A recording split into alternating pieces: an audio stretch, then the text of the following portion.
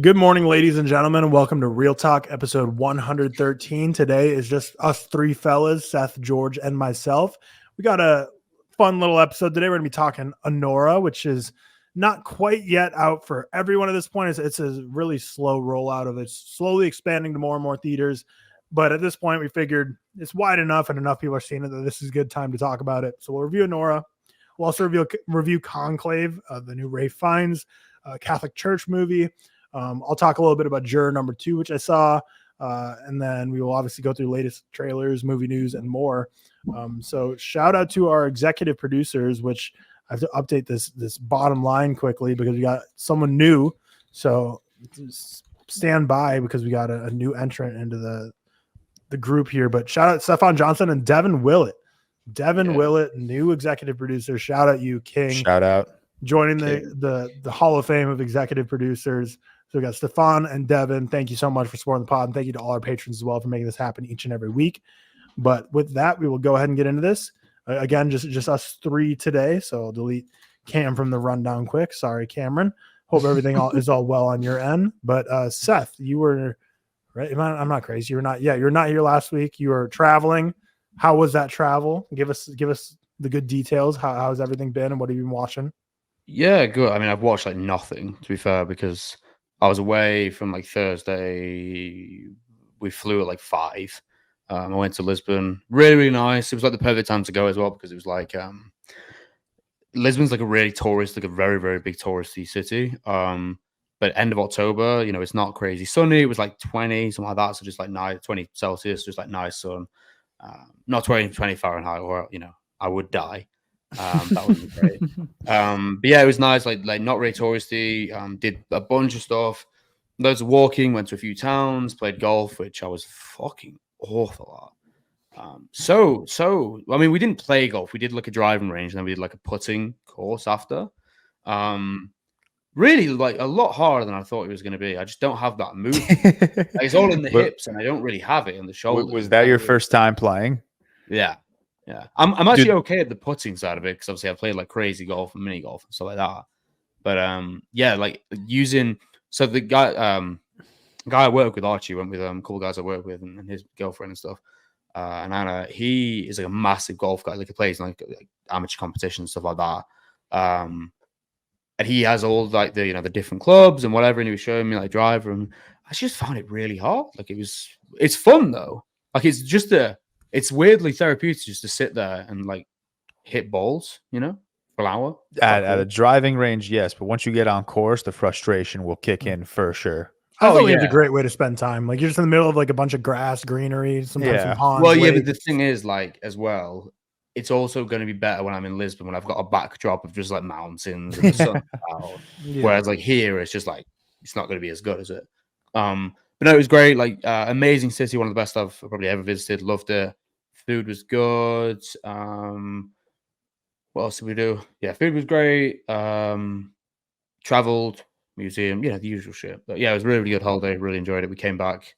It's annoying though because I feel like this always happens to be with airports recently, where it's like I'll always get there like 2.5 hours early, and then like the other day we were like through security. Check-in in literally like 10 minutes, and we just sat there for hours. It happens every single time recently. And also, I can't remember the last time I went to an airport and they didn't pull my bag aside and didn't like search me as well. It's really weird. Like, how they put it in like the baggage, they put it in 2 sections. They're like the more suspicious people always put it on the other side for me. And then they like call me over, and they never find anything, obviously. But it's just like it makes me so nervous. You know what I mean? For no reason. I hate it. I also just hate airports in general. But no, it was a really great holiday. Got back on like Tuesday late afternoonish. So 5 nights, really, really cool. Probably gonna do something next year as well. Although I'm gonna be coming to the States next year, so that'll be cool. I'll be here. Yeah, we've also booked like Mum wants to go to Paris next year as well. I've been to Paris, but like not for years, just for her birthday, so that'll be cool. Yeah, that was good. Other than that. Obviously, suppose you had some shit news this week, which has been fucking ruined my week. But COD came out, cool. Been playing COD like a lot, like a crazy lot. I trapped my thumb in a door when we were in Lisbon, like in our apartment, and it's all like browny purple now. It's not very nice. Like I Is that fully impacting your COD skills? yeah, kind of, because when I played for like 8 hours straight yesterday, and after my thumb was like twitching, you know, it wasn't very nice. But play with a bunch of guys. I played with Jacob, shout out Jacob, ex-film top career, now just gaming. I'm gonna play with Douglas, shout out Douglas. But a bunch of people on it. It's really fun because like it's the first COD in years that I've really enjoyed. Because it's been a while. I think COD's like rapidly gone downhill since like Black Ops 1, Black Ops 2. Modern Warfare 2 era or whatever. In terms of what I've watched, like very much nothing. I think obviously I briefly mentioned. Well, you won't. But I mentioned on our draft that I rewatched House of Thousand Corpses yesterday. Hell yeah! Really cool film. Didn't like it on first watch. I think I gave it like I didn't hate it. I gave it like a 2.5. That was back in like November 22, so 2 years ago now. Really enjoyed it this time around. Really enjoyed it. Some fucking crazy visual sequences, like with the split screens and the characters and that. It's like, dude, the whole movie feels like Rob Zombie loves amusement parks and hates Disney adults and wanted to make a movie about an amusement park that shits on Disney adults. That's what the movie feels like. Guys literally just in his element for like 90 minutes. It's like the neon lights, the crazy visual sequences, the gore, the weird like comedic elements as well. It's weird because like Rob Zombie, I've said before, like, I've seen like I think nearly all of his films except from The Monsters, which don't watch that. No, you never know. And I've always been like, I don't know, like I've never really, loved his films, but like I really like two of them now, so maybe I should go back and rewatch some of the other ones. Well, House of a Thousand Corpses is the first film of a trilogy.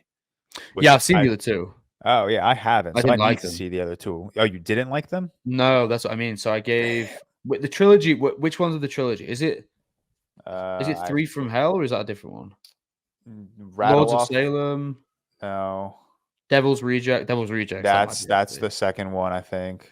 Yeah, I give that a 2.5. I didn't like hate it, and I want to finish that because obviously. It's big Rob Zombie guy now. 31. I honestly don't. I know Devil's Rejects is definitely the second one. I have no idea what the third one is. The third one's about carnival workers, so I'm gonna like assume. Could go out on a limb and say that's probably it. Probably, yeah. I give that 1.5, something like that either. But then again, I haven't seen any of these in years, so I probably need to rewatch them. Not my goat. Have you seen Halloween 2? No, 2009. Any good? It's crazy. That's prime Michael Myers right there. I watched Wallace and Gromit on the plane the other day. George, what's that? Wallace and Gromit, Curse of the Were-Rabbit on the plane the other day. Never heard of it. Yo, you're gonna have to watch it though before the new one comes out because we're definitely reviewing that. Can you? How many are there? What's the timeline of this cinematic universe? How many films are there? Because there's a TV show also, right? Oh my god! There's only one movie? No, so there's one like feature length, 90-minute, but then there's a bunch of like the most popular ones. It's a massive thing in like British culture. Like it's a massive thing worldwide. But like it came out, I think it was like late 80s. And it's like the stop motion, like all made by clay. Like you see the background, like Chicken Run, that sort of thing. Really cool. Like they came out. There's a lot of shorts came out in the 90s, like 30, 40 minutes, which I love all of them. But Were-Rabbit would come out in like 2009 or something. And then obviously there's another one coming out. I think it's Christmas or like on that week or something. That looks really good. But it's very much like. Do I have to watch them in order? No, they're not like necessarily related. You can just watch Were-Rabbit. I mean, it'd be good to watch some in the back so you've got like a established where they are. I think you'll probably like them though. I think they're really cool. Like obviously, Were-Rabbit was a DreamWorks film. I think this one like Netflix or DreamWorks, whatever it is. Interesting. But I love it. 5-star, amazing. It's like what I grew up with. So fucking good. Cam gives it a 4 as well, by the way. Just so that's pretty cool. Definitely watch it. I love them. Oh shit, Owen's seen it. What did Owen give it?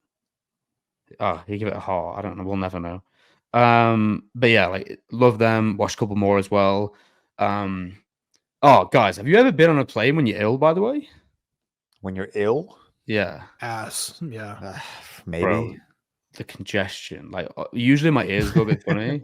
I had like a really bad cold on the way back. It was fucked. So I didn't even like watch anything on that. But yeah, watch what's going on the way there. Watch Taxi Driver as well. Great.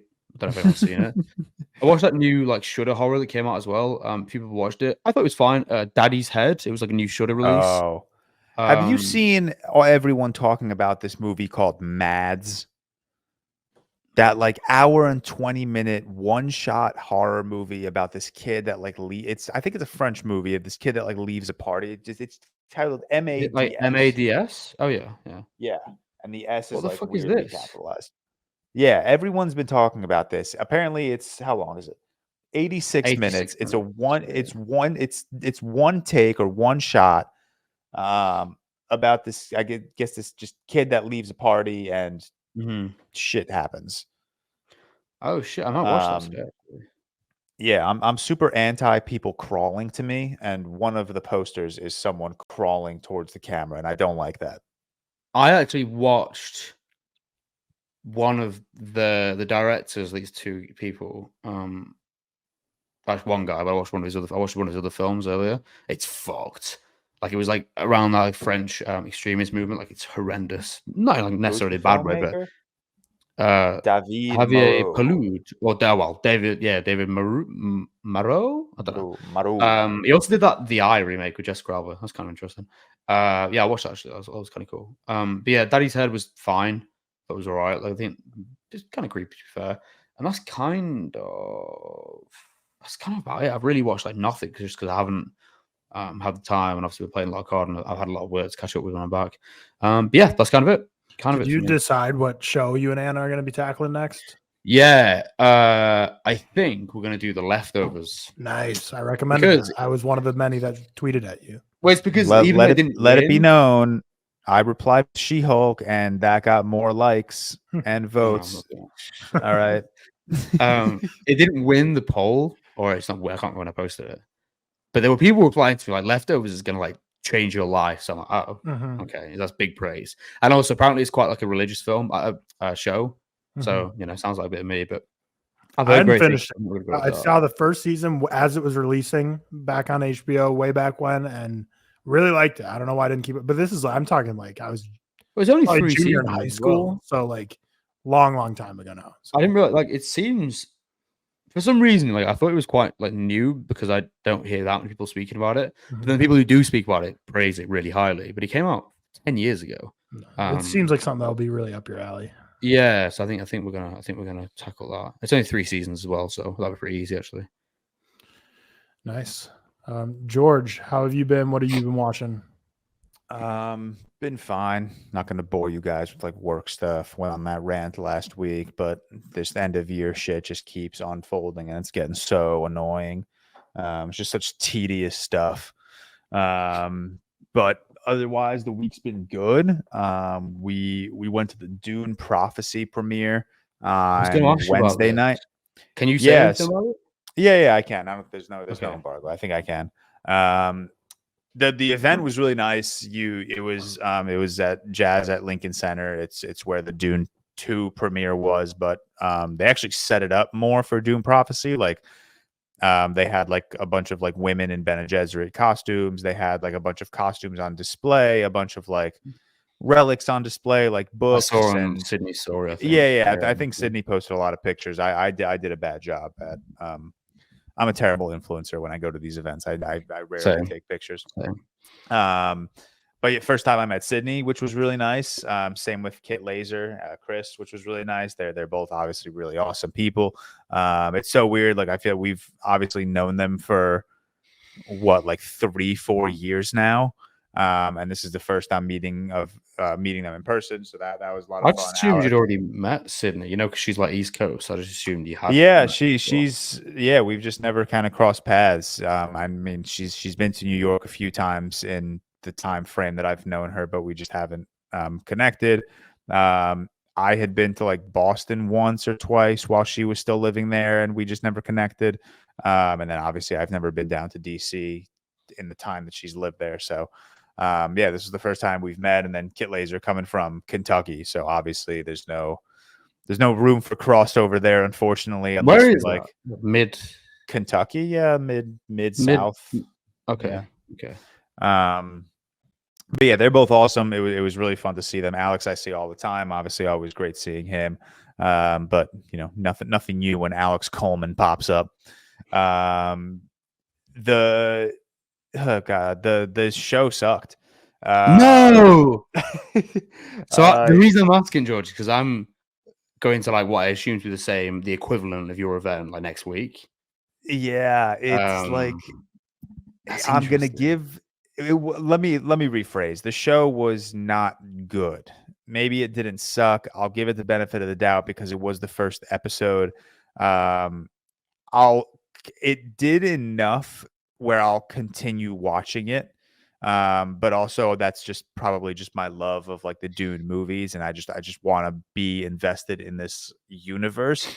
But yeah, I think they did so the obvious is no Denis, no Greg Fraser, no Hans Zimmer, and it's so evident.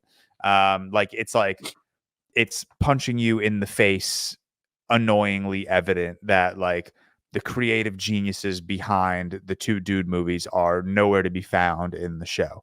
And then the storytelling is just it's very weak. They're writing this Bene Gesserit kind of origin story from scratch. Their episode 1 was very, I'm going to try throw as much information into the faces of our audience in hopes that they latch on to like something. There's conspiracies, lies, deception. You're introduced to like 4 planets immediately. Arrakis and the sandworms are there. It's so much. And I didn't care about any of it really. There were instances, and Seth, I'll be curious to hear your take on this. There were instances that like genuinely reminded me of David Lynch and like his style of filmmaking, his very psychedelic style of filmmaking. And even while I was watching, I'm like, you know what, that was cool. Seth's gonna really like that. But it was the storytelling and the characters. I don't care for this emperor yet. I don't care for our main protagonist yet. I don't care for you're introduced to like this militant guy. There was just so much information being thrown in my direction. And then it obviously just lacks the overall sauce of the Dune movies, which, like I said, it's the lack of Denis, it's the lack of Greg Fraser, it's the lack of Hans Zimmer. Every key component that brought the Dune movies to life and made them as immersive and as massive as they are is just nowhere to be found. Like even the subtle things of this TV show, like these spaceships gliding across these planets, like it just doesn't look, it looks like miniature props. Like it doesn't look real the way they look in like Dune. And I was just so far removed from it because I couldn't get the Dune movies out of my head, and I couldn't get that level of insane filmmaking out of my head. I never expected this show to capture, the glory of the Dune movies. But I definitely didn't expect to walk out of that theater being like, damn, that was a massive letdown.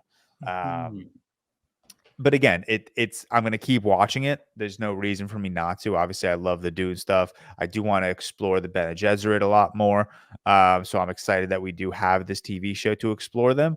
But yeah, I left very just uninterested, honestly. Uninterested, let down. The more I think about it, the more I realize like, oh, I don't know, like, did we need this TV show? Because I really don't I'm not in the mood to have this Dune universe leave a bad taste in my mouth. So yeah, just the event was cool. Obviously, event was really cool. Cool seeing all those guys and all of these friends that I've made on the internet. But it was unfortunate to walk out of it, and we all kind of collectively were like, I think the first thing Sydney said was exactly what I just said. She's like, I'll keep watching it. Kit Laser immediately was like, yeah, that was not good. Alex was a bit more indifferent on it. Probably a little, similar reaction as me. So yeah, that it was a little bit of a letdown. I'm definitely obviously curious for your guys' thoughts and just what the overall discourse of the show will be when it comes out, which I believe is November 17. I'm probably wrong on that, but yeah, so interesting. yeah, a little bit of a letdown, unfortunately. But other than that, not a big movie watching week. I did tick off 2 Texas Chainsaw Massacre movies. The remake from 2003, really good. Really surprised. I wrote in my Letterboxd review that third act is perfect slasher horror filmmaking. From the moment where Leatherface throws Erin down the stairs, it becomes just a beautiful masterpiece in slasher horror. There are heartbreaking moments. There are really haunting moments of like Erin hiding in a closet while rats crawl up her leg and Leatherface creeps into the room. It's the whole aesthetic of the movie. It's grimier. It's more. This is one thing that I really appreciate about all of these Texas Chainsaw sequels, whether I like or dislike them. They've all upheld like that just absolutely disgusting aesthetic. Like every time I watch a Texas Chainsaw movie, I'm like, this is gross. Like this is probably the last horror movie I would want to get stuck in just because of how gross it is. I think I would survive the Texas Chainsaw Massacre. We have an episode coming out in a few days of horror movies we would not survive. I think I survived Texas Chainsaw, but I think I would be so disgusted by everything going on. Have you seen Leatherface yet, George? I have not seen Leather. I think that's the next. I think I hated that when I first watched. When I watched it, I didn't say it just came out, to be fair, but okay, that's like that might be. There are scenes in that might be the grossest thing in the entire franchise. Yeah, I mean, I as much as I say that I like hate this gross stuff, but like in the context of the movie, I think it's sick. No, but like there's one. I mean, I'm gonna watch it. I know we're past spooky season, but I do want to finish the Texas Chainsaw. I need you to text me as soon as you see it. It's not like a violent scene. Okay, that's all I'm gonna give it. It's right, I'll watch it eventually. But yeah, the 2003 remake. I know Alex is very high on it, or he gives it a 4-star, which is his highest rated Texas Chainsaw movie. He's stupid. Love him, dumb guy. Texas Chainsaw Massacre: The Beginning, which was the prequel to the 2003 remake. That was a little dumb. Yeah, I need to watch that. Yeah, that's and you know I've said this before. These Texas Chainsaw movies, they're built on stupid decisions and dumb characters. This one just kind of like amplifies that. And I was really like I was kind of annoyed watching this movie. Which is obviously not the reaction you want out of a horror movie. Like I was so annoyed to the point of like I don't think any of like the gore really worked. I don't think any of like the chase sequences worked. There was an alarming lack of chainsaw usage in this movie. That took me by surprise. And then I rewatched the Batman, obviously, Thursday, October 31st. We won't see that till 2030, so had to celebrate this time around. Although by 2030, I can't even imagine how many times I will have logged the Batman on Letterboxd. It's going to be pushing 30 or 35 at that point. And then right after Victoria and I wrapped up the Batman on Halloween, we watched the Michael Jackson Thriller music video or short film. I don't even know what it's considered. You could log it on Letterboxd. It's a music video, but I guess it's a short film. And then yesterday I had a nice triple feature day. I've definitely mentioned this in the podcast before. I love Fridays in office. So the girls that work for me, I only require them to be in the office Monday, Tuesday, Wednesday. So they're always work from home Thursday, Friday. My boss is always Monday, Tuesday, Wednesday, Thursday. Sometimes he'll come in on Fridays if he has like a busier day. But most people in where I work are Monday, Tuesday, Wednesday, some Thursday. So Fridays is just always empty in the office. Like it was me and maybe 6 other people on my floor that weren't even sitting next to me. So I pop in my headphones, I lock into work, and I have a movie going in the background.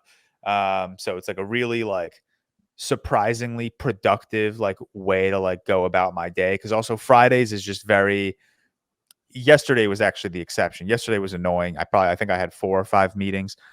Typically Fridays are very empty on my calendar. So it's nice to just kind of sit, lock into work, wrap everything up before the weekend, prepare for the following week, and then just have a movie going on in the background. So I did that. I watched When Harry Met Sally whilst at work.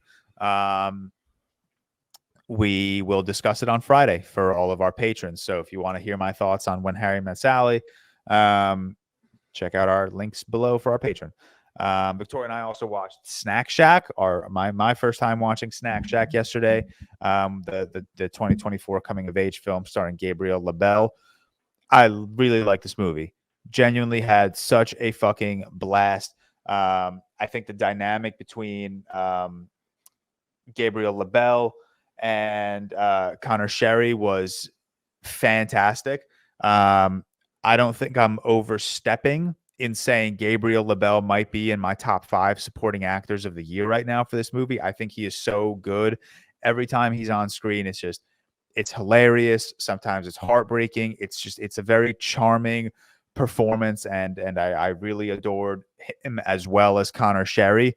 But the movie was it was so beautiful. It was so much fun. These, 2 young 14-year-old kids hustling, making beer, trying to make money. A girl gets involved, obviously, kind of splits them apart a little bit. And then some tragedy happens. So I think it's just a beautiful look at, brotherhood, friendship, just some guys being dudes trying to make some money over the summer and have a good time. Surprised it took me this long to watch. This feels like a movie that's just, right up my alley. I'm surprised I kind of waited this long to check this off my list, but comfortably in my top 10 of the year. I really, really had a good time with this last night. Whereas it's actually not comfortably in my top 10. It's sitting at the number 10 spot right now. So I guess depending on the quality of Gladiator 2, maybe Snack Shack will get bumped out. And then after Snack Shack, we watched Everybody Wants Some, which just the easiest movie to throw on if it's like 9:30 and you just wrapped up a movie and you don't want to go to bed yet. So we ended up throwing on Everybody Wants Some, which you guys all know my thoughts. I think that's just one of the greats. I think it's Linklater's best, maybe the best of 2016. I'd have to really look at that list. It's one of my favorites ever. It's just immaculate vibes. Just that first time for Victoria seeing it? No. Victoria, I think that probably like her third or fourth time. Nice. I think she's seen it every time I've seen it. Nice. So yeah, that's kind of been what I've been up to and my watch of a week, and a ridiculous amount of tennis highlights. Which because you're not a true tennis fan. I watched a ridiculous amount of live tennis. Yeah, you are watching a lot more tennis than I have. I have not been paying attention to Paris as much as I would like to. Yeah. Oh God, are you watching Holger Rune right now? That trash body. Yeah. Once like. Dude, I say this all the time. Tennis nowadays is just so aura-less, like who the semifinals right now. What is it? It's Alexander Zverev versus Rune, Humbert, and Kachanov and Humbert. Like, dude, two people I actively hate, 2 people I just could not give a fuck about. So you actively hate Rune. Who else? And Zverev. Okay. Yeah, so lose situation today. Lose. That's the worst semifinal I've ever seen. But yeah, once Yannick dropped out, Carlos lost second or third round. Novak's not playing. I was like, this is trash. I'm not watching this. But tennis highlights, man. So much prime Federer. I jokingly tweeted, like, if I could log the 2008 Wimbledon final on Letterboxd, it would be my most logged thing. Not a joke. Was that the one with Andy Murray when he beat Federer? Nope, never beat Federer at Wimbledon, actually. Yeah, common misconception. Fed took him out. Is that actually a thing people say? What? That Andy Murray beat Federer? Is that actually a thing? I mean, he's beaten Federer many times, but never. No. I mean, at Wimbledon. I was just like guessing. I didn't know. No. He beat Novak in 2013 to win the title, and then he beat Milos Raonic in 2016 to win the title. Federer beat him at the 2012 Wimbledon in the finals, And then a month later, the Olympics took place at the All England Club where Wimbledon takes place, and Andy Murray beat Federer in the gold medal match. So maybe that's what people are thinking of. But yeah, that's it. That's all I've been up to. Nice. Let's see. For me, what happened this week? Oh, it's Halloween. What did we all do for Halloween? Anything? Nothing. I watched the Batman. Yeah, nice. Yeah, I watched House of a Thousand Corpses. Yeah, I my Halloween stuff we talked about last week because I went to like a Halloween party last Saturday and we recorded on Sunday. So that was kind of like my festivities. Riley worked Halloween night. Ring doorbells or just like automated doorbells like that are the greatest invention ever because you can just turn them off. So just I don't even know how many kids came and rang my doorbell that night because no sound would play. So who knows how many? Are you serious? Yeah, dude. I wasn't like last year we went all out, and then this year I was like I don't know. I'm not doing this alone. I'm just gonna.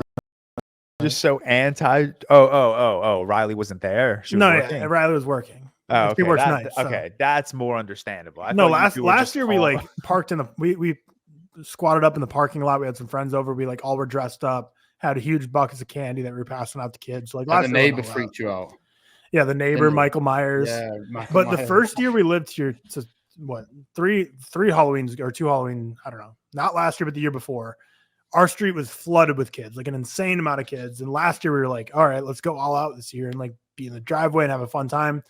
Still a good amount, but not as many. But we have like cameras all over our house. So, like I was like looking at it periodically throughout the night. I was like, it was like just a downward graph, basically. Like 2 years ago, packed streets. Last year, decently crowded, not as packed.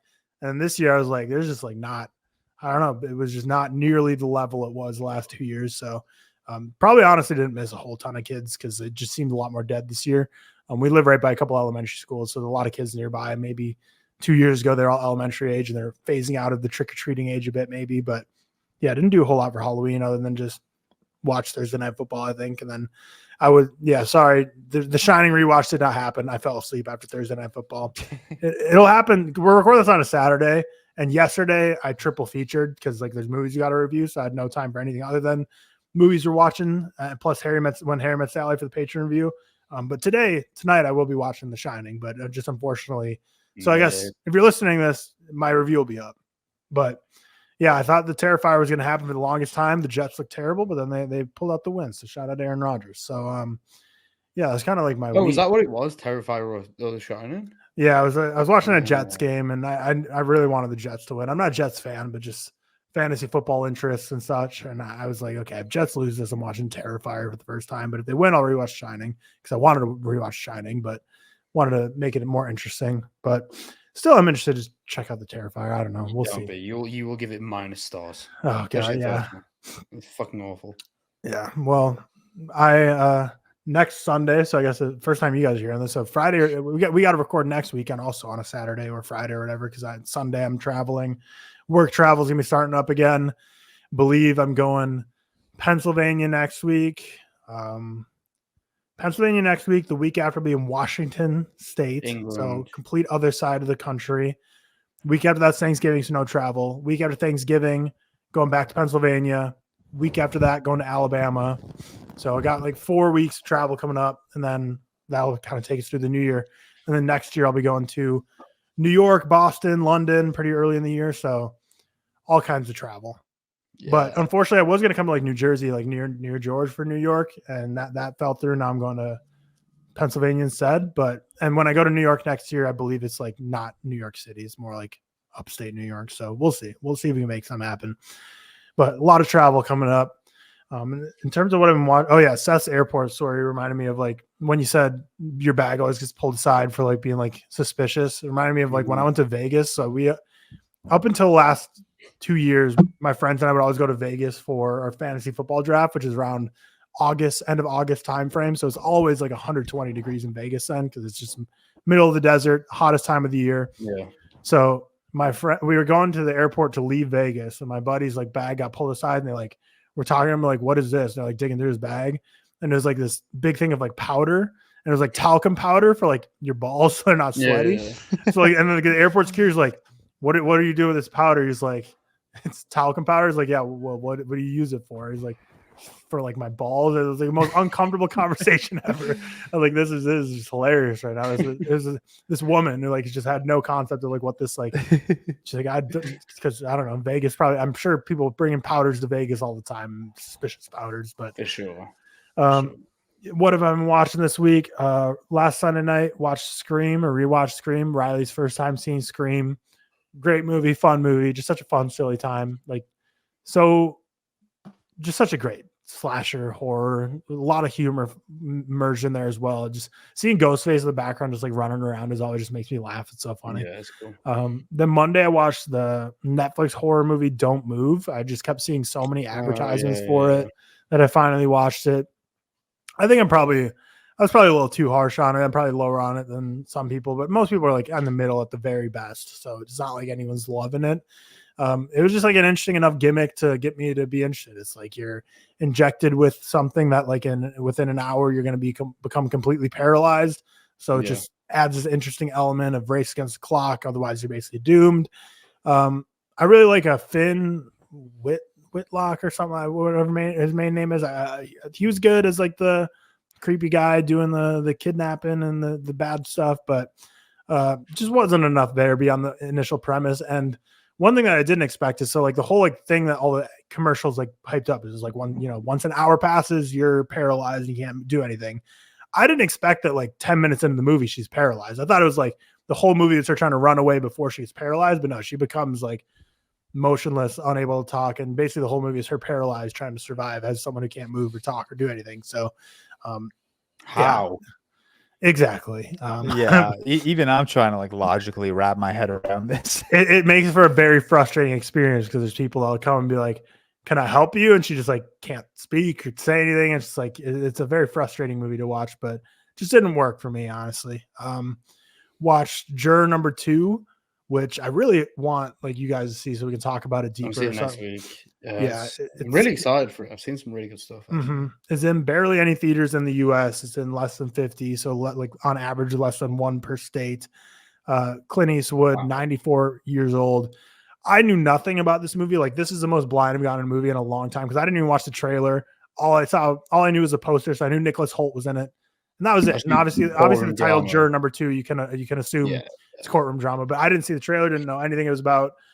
So I really knew nothing about the premise, but then I watched the trailer afterwards. So now I kind of know what it like sets you up for. So basically like Nicholas Hoult, he's a juror number 2 on a jury trial for a homicide, but you start to quickly realize, which again, I'm only saying what's in the trailer. It's like, he realizes like shit, he might be like kind of involved in this in some way. And he didn't really realize that coming into it. So now it's like this whole battle. It's just guilt and power. And Toni Collette is this lawyer who's trying to become district attorney and win an election. And she's big on defending women against like domestic violence and domestic abuse. So like she has a big skin in the game because basically like if she wins the case, she's going to win her election. If she loses the case, she's not. So like there's her trying to, not only win the case for justice, but also for ulterior motives of winning an election. So all these different things are at play as this movie unfolds, and great cast. Like Nicholas Hoult, Zoe Deutsch is his wife who's pregnant, who's adding stress on the situation by there's complications with her pregnancy that they're worried about. So he's like, I don't want to be on jury duty.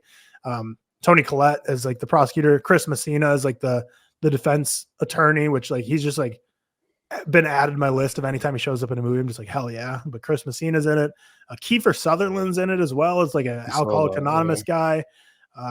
J.K. Simmons in it as another juror. Like this is a very packed cast of great actors. So, and all chill, man. He's like, he's made, I think it's like, I saw 8 films in the last like 9 years, and he's like 97 or like 95 or something. It's crazy. The movie, I really, really liked it. It's a 4-star, but by the time this is up, it might be bumped to 4.5. I was talking in the group chat yesterday saying I have 0 4.5 stars, and I have a lot of 5 stars this year. I have a ton of 4 0 4.5. I have 0 4.5 for this year. I had the first Omen, but I bumped it down, unfortunately, to a 4-star. But I think I have 4 or 5 stars because I have Trap Challengers, Dune, and Furiosa. But to me, I'm sorry, George, but Trap and Challengers like are Challengers so far is above. not that serious. Trap and Challengers to me, like I feel like I need to move Dune and Furiosa back down to 4.5 again, just because Trap and Challengers are like I rewatch those all the time. You can't do them all that. the time. I love them. You So can't. I feel like compare the those just are a tier above. So it's like those. So give him a little heart as well, and then remove. No, the heart needs to be Take abolished the from heart. That's what I Letterboxd. do. It needs to be absolutely abolished. Dude, Challengers is not that serious. It's okay. George, man. The you world are the is spinning. minority on this Oh one. my Challenges is God. so good. It's just Although like I it's don't it's know. there. The movie's just there, like it just happened. And You it wait was the until greatest queer. thing You ever to said this happen. was to me. queer, George. Me and you were gonna have a problem. Yeah, This I I can't wait haven't for even that. seen it. I Couple haven't even I'm weeks seen more it. defensive with queer, so Yeah, I saw you ranked it higher than Challengers. yeah. Well, what? Although you Yeah. are way higher than most of my mutuals that have seen it already. I'm seeing a Yeah, lot I of am. 3 and 2.5s and 3.5s. It's my favorite Luca, but I think it would be like quite, up and down. You know what I mean? Well, I think it would be liked, but I don't think it would be like Challengers liked anyway. Yeah. I think that's end of November. I believe that comes out for Yeah, most I people. think So so. I'm very excited for that, obviously. But Juror number 2, if it's in a theater near you, I drove like an hour to go see it. I would highly recommend. Very tense movie. Makes you just feel so guilty. Like Nicholas Hoult does such a great job. And like that was the first line of my Letterboxd review. I'm like, this is like making me feel guilty for like crime I didn't even commit. It's just like you just get in your own head. Yeah. The power balance in this movie is great. Love the ending. Just leaves you with so much to think about. And again, this whole review is super vague. So sorry. It's like I just don't want to give anything away. But unfortunately for 99% of people listening to this, it's going to be a thing where whenever it comes out on digital is probably going to be the only opportunity you're going to be able to see it, just because it's not being rolled out at all. I talked about it on the pod like during our Q&A or something, like, or when we were talking about maybe the Brutalist release date. I was like, studios know what they're doing, and I do believe that 99.9% of the time. But like clearly, there's like some like weird ulterior motive with this situation. It's just like clearly it's not like a studio knows that they're doing like a limited rollout and expanding it like an A24 does, but it's clearly like something's going on here, like fishy with behind the scenes where they're just like not pushing this out. Because my theater is packed. I brought down the average age by a ton. There's a bunch of older folk in there with me. Clint fans. Exactly. Which, this movie would make money if they just like, I think the thing is like awards depend so much on like how much the studio like campaigns for it. So I don't think Warner Bros. Is going to push this much, but like this should be a Best Picture nominee. There should be acting noms and there's a directing nom. Like this is like an awards player if I've ever seen one, but I don't think it'll probably be nominated for much because unless the Academy goes for it, but I don't think Warner Bros. Will be pushing it at all. So highly recommend Juror number 2. 4-star, very, very, very close to 4.5-star, if not going to bump it up just because I keep thinking about it. I loved it immediately when I saw it. And then also saw Anora yesterday, which was my second of the double feature, which was right back to back. First time I've ever done a double feature where the second movie was in the same exact like theater as my movie right before it. So I basically just like left, went to the bathroom, let them like clean out the theater, went back in. It was the same exact seat just because I always picked the same seat. So I just went right back to that spot that I was with Juror number 2 for Anora. Which we're going to get into, in a couple minutes here. And then drove all the way home because those two were like more limited theaters. So I was all the way up in Scottsdale, drove back, dinner, took a little break. And then at night was when I went to Conclave, which again, we're also going to review in a while here on this episode. And then late night, watched When Harry Met Sally to ring in the night for the Patreon review on Friday. That's a lot of watching. Yeah, I had to cram them all in yesterday, but I mean, I enjoyed all of them. So it was like a good day of watching for sure. I've also been watching the show, The English Teacher. So I don't know if anyone's been watching that's listening to this, but I've been digging it.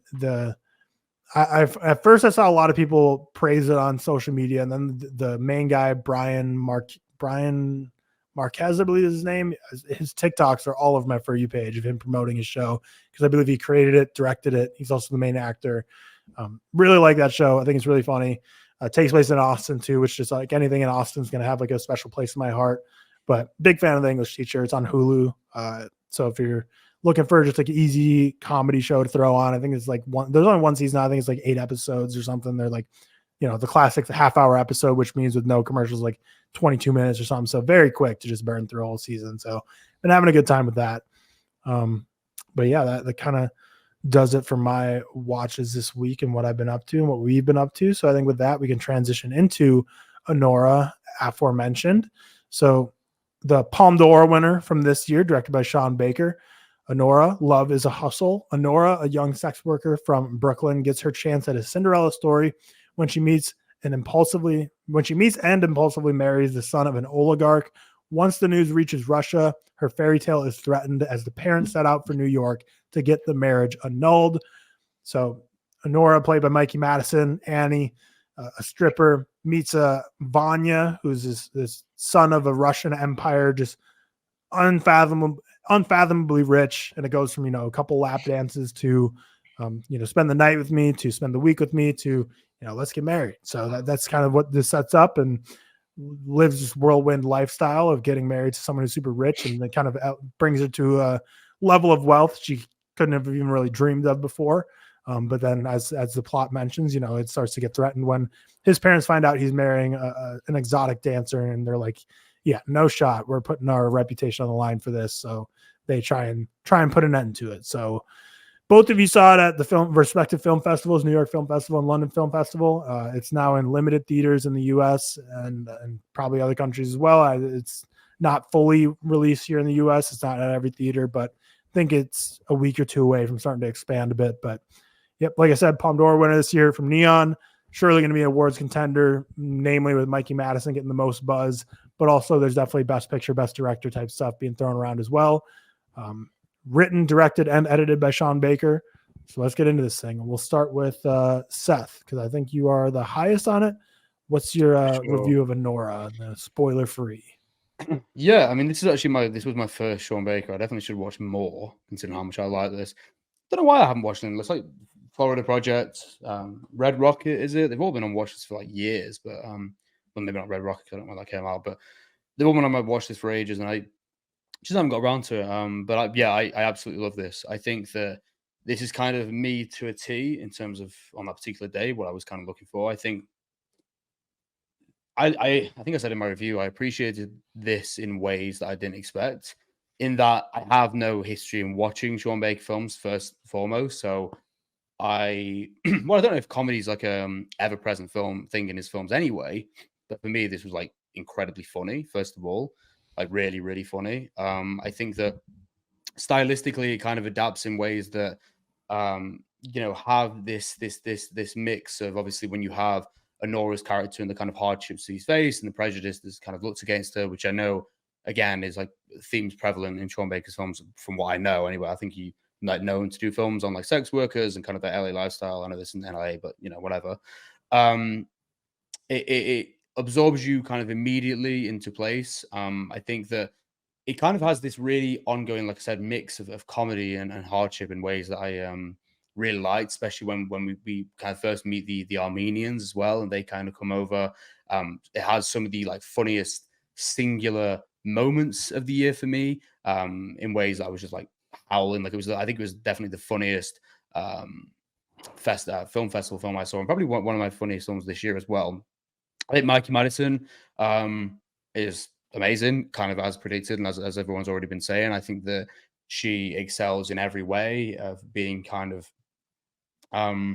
showcasing an emotional side, whilst also having this hard front in ways that her job has kind of taught her to have, and especially with her age and kind of her background as well. I think that the other guys, to be honest, I don't know what their names are, all really, really good in their own respective roles, especially the one people are mostly speaking about, Igor, who was like the guy who was there, I guess, the bald guy. He was really, really cool. The ending, which obviously, well, I won't get into the ending yet because I think that's kind of, one of the bigger moments, but I think it kind of just is infectious. It has this appeal, musically from the start.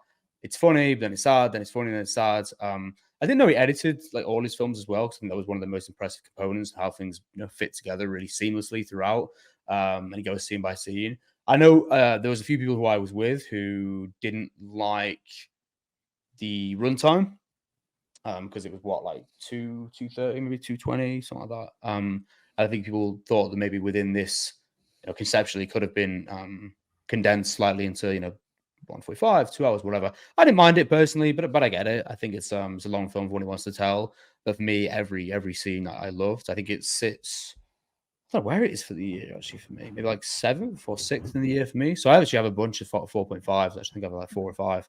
But yeah, I loved it. Also, we'll leave it there until spoilers, I guess. But yeah, 4.5 for me anyway. George. I mean, honestly, same thoughts as Seth. Just I think a little less enthusiastic about them. I certainly had a really good time with this movie. It did kind of land with the comedy. It was a significantly funnier movie than I had anticipated, but I'd be lying if I said, um, the first thing I'd be lying if I didn't say that the first thing I said when I walked out of that theater was, I don't see it. Obviously, prior to me having seen it, it was really just a Fantastic Fest folk, and a couple of like early critic reviews that come across my feed. And they were all 4.5, 5 stars. So I was super excited going into Anora. And just right out of the theater, first thing I said was, I really just, good movie. I don't understand this absurd praise. I don't think I ever had that emotional attachment to the character of Anora or Annie that everyone seems to have. I didn't care pretty much at all for Ivan and his, immature, rich American lifestyle ways. Igor was fun. I don't see the supporting actor nods. I just everything that people are praising about this movie, I agree with. I am just not as enthusiastic about them. Like I walked out of this movie and I was like, that was very good. That was not great. I did not see what everyone else saw in this movie. The 25-minute home invasion scene I thought was sick. And I think the final shot of this movie is certainly leaving a lot of people with an inflated sense of, praise towards this movie, because I do really like that whole final sequence between Igor and Annie. But the remainder of the movie, I think I found it a little more annoying than most, which is the point, obviously. Ivan is supposed to be this piece of shit, annoying character. Annie is supposed to be this, character that just kind of stumbles into this really good situation. So she's going to go with the flow. And then obviously the chaos unfolds.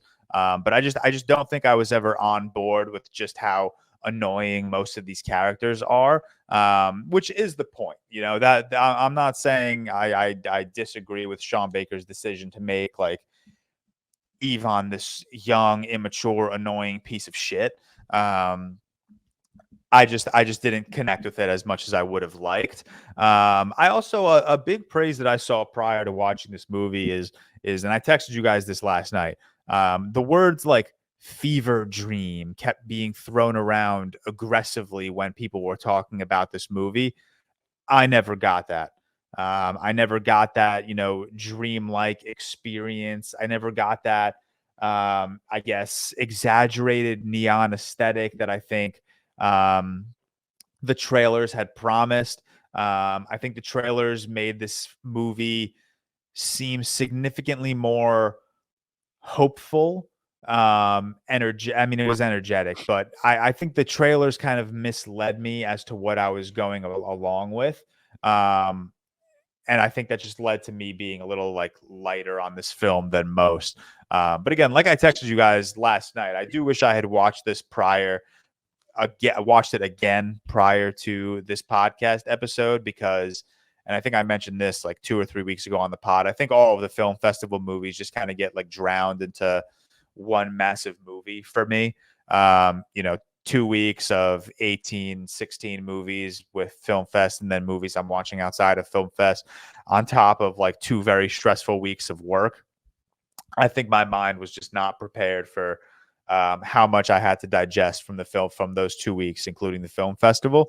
So I do think on rewatch, I could be higher on it. Maybe not high enough to bump my rating to a 3.5, from a 3.5 to a 4, but certainly higher to where when you have a movie like Anora and I give it a 3.5, I really want to focus on like why I didn't rate it higher, even though 3.5 is a very positive rating. Everyone immediately saw that and was like, yo, what the fuck? Like, you're so much lower on all these awards contenders than most people are. But that was just the unfortunate reality of my experience with Anora. I kind of walked out immediately and I was like, good movie. I'm not seeing this, excessive praise, best picture, best director, best actress for sure. She's probably my number 3 pick right now. So she would for sure be a nominee for me. And I think Mikey Madison is absolutely fantastic, and I'm excited. I hope this kind of kicks. I mean, she's been in Scream. She's done things prior to Anora. But I feel like this is genuinely like where people are like going to start taking her very seriously. And not that people didn't take her seriously after the Scream movies, but, you know, there's a very different vibe between a Sean Baker Best Picture contender and the 7th movie in a Scream franchise. But yeah, I had a good time with Anora. Like I said, certainly not as high on it as everyone else. I found a lot of it to be kind of annoying and lacking that fever dream essence that I think I was overly promised. But definitely a good movie. I certainly did not walk out with, you know, a negative impression of this movie. Yeah, I agree with Mikey Madison. I think this could be like her moment to really leap into superstardom. She's only 25 years old, but obviously she's been in Scream. She's been in Once Upon a Time in Hollywood. She's kind of been like a Scream queen though at this point. Like Once Upon a Time in Hollywood isn't a horror movie, but her character, you know, spoilers for a 2019 movie, like she's mostly just like that Scream queen type horror screaming slasher type of character, which is the same thing in Scream too. So like she was kind of interestingly, like I feel like on a fast track to like being a Scream queen if she wanted to, just like go into horror films, but takes the diversion instead to do Anora. Really just completely loses herself in this role in the most positive sort of way. Crushes it, absolutely going to get nominated for Best Actress, and she deserves it. Again, just 25 years old. I think she could really be the next, you know, superstar of Hollywood. I did see like an interview of her saying that she wants to take a pretty long break though after this. So I don't think she's going to be mega superstardom like Margot Robbie level after Wolf of Wall Street, where she was just like everywhere immediately after, just because sounds like Mikey Madison wants a break, which I don't blame her. Definitely like a role that was probably very taxing, and she had to learn a lot for it and really immerse herself in it. And the awards tour of festival premieres and stuff has been going on for a long time, all the way since Cannes Film Festival. So, but yeah, she's great. I did get the fever dream sense for the first half, you know, like when she's, you know, in this life of luxury, drugs, sex, partying, money, excess for the first time, and really love like the Vegas shots as well. So I did get that fever dream aspect, especially the way it's edited. I really like Sean Baker's editing in this. Just starting right away from like the private dance scene in the movie all the way through, you know, an hour into the movie when they're in Vegas, and ultimately, you know, stuff happens in Vegas. I'll save it for spoilers when we talk about what happened. You know, that's like, I mean, it's a plot of the movie. They get married in Vegas, and their parents are trying to stop the marriage. And it's literally the synopsis I said, trying to get annulled. So yeah, sorry, whatever. And there's nothing really that spoilery, but we'll get into spoilers later and talk more deeper about it. So yeah, I really like Mikey Madison in this. I struggle with it though. Like when this movie ended, I was like, I don't know. I didn't love it. I gave it like a 3-star in my mind right away. Drove home, which was a long drive, and I was like, actually, I like a lot about this more than that now that I think about it. So I gave it a 4. And then ultimately it landed on a 3.5, just because like I was like, my initial reaction was like, I don't know if I really like this that much. Then I got to the point where I'm like, I actually do like it a lot. And I'm just somewhere in the middle. So I'm very, very mixed and conflicted. So definitely something that'll benefit from a rewatch, as this is likely going to be a pretty major awards contender just from the buzz around it. So as we get closer to Oscar season, I'll probably give it a rewatch just to see where it ultimately lands for all my predictions and nominations. But really like Mikey Madison, nothing to fault her performance, but I think her character, especially for the runtime of 2.5 hours, I feel like we didn't really get to know Anora much at all.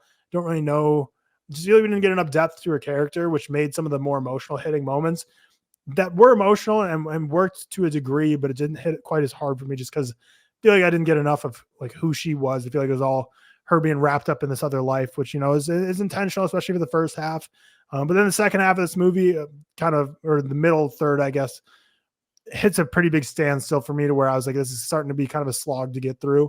But again, it's like 2.5 hours, like Seth already mentioned. I think some people could say it could be cut down, and I would agree on that, because I think the middle third for me really bogs down this movie. And the supporting performances I thought were fine. I don't see any of the huge praise, like Igor's character. I don't know. I knew a lot of people really like loved him going into it. I thought he's fine. It wasn't blown away by him or Vanya or really anyone, but Mikey Madison, deservedly so, is the titular character and does incredibly well. But I love the editing. I thought Sean Baker shot this really well, especially some scenes that occur like the snow, and whenever it's in Vegas, the cinematography I was really in love with. But ultimately, I just thought from a depth perspective, especially, which is important in a film like this, which Sean Baker's is known for, is speaking about people that aren't always, like, classes of people that aren't always fully represented in film, and doing a character study on someone like Anora and her story. Just didn't quite fully fall in love with how they kind of, just the lack of depth I felt that was given to her character, but liked it. 3.5. Definitely going to want to rewatch it. The thing I kept thinking about, and like the comparison is like on the way home, is this movie feels like when you're like have a parlay, like a 10-leg parlay that you're like betting, and like the first 3 legs hit, and then you like in your mind you're already thinking about like, hell yeah, like what am I going to spend all this money on? Like I'm about to become a millionaire, even though there's like still 7 things that have to happen in order for that to happen. But you're like so excited and jazzed up by the initial hit of adrenaline and thought and aspiration for what could be, that you just start losing your mind a bit. And when reality starts to strike, you're like, yeah, I should have seen this coming all along. I knew it was probably too good to be true. But with that, we'll get into more spoilery territory. So Anora, again, similar to what I said for Juror number 2, a lot of people listening to this probably might not be in a theater super close to you, but if it is, we all recommend it. Like even, me and George, who aren't quite as high on it, we still give it a 3.5 star, and Seth gives it a 4.5, and really a lot of people are giving it, very high ratings. It's going to be an awards contender, so very much recommend. Initially, I gave it a 4-star, and when I gave it a 4-star, the first comment I got in my Letterboxd review is it worth the watch? And I was going to be snarky, but he follows ReelTok and all of us. I was like, yeah, I'm not going to be mean. I was going to be like, yeah, 4-star probably means that, I was going to be snarky and be like, no, actually 4 stars means I hated it. But dude, I was like, I'm just not going to respond. Letterboxd brain rot is and this is no attack on whoever you're talking about, but just like, even when I post like 3.5-star reviews, people are like, oh, why are you so low on this movie? Why did you hate this movie?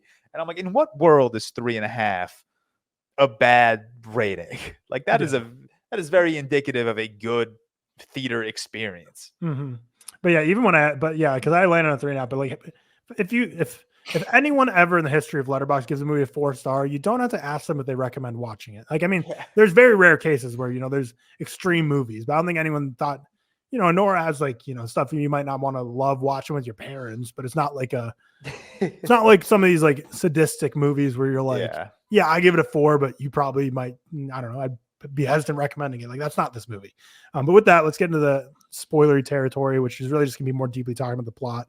There's a couple spoilers, but nothing crazy. So Anora, we recommend it.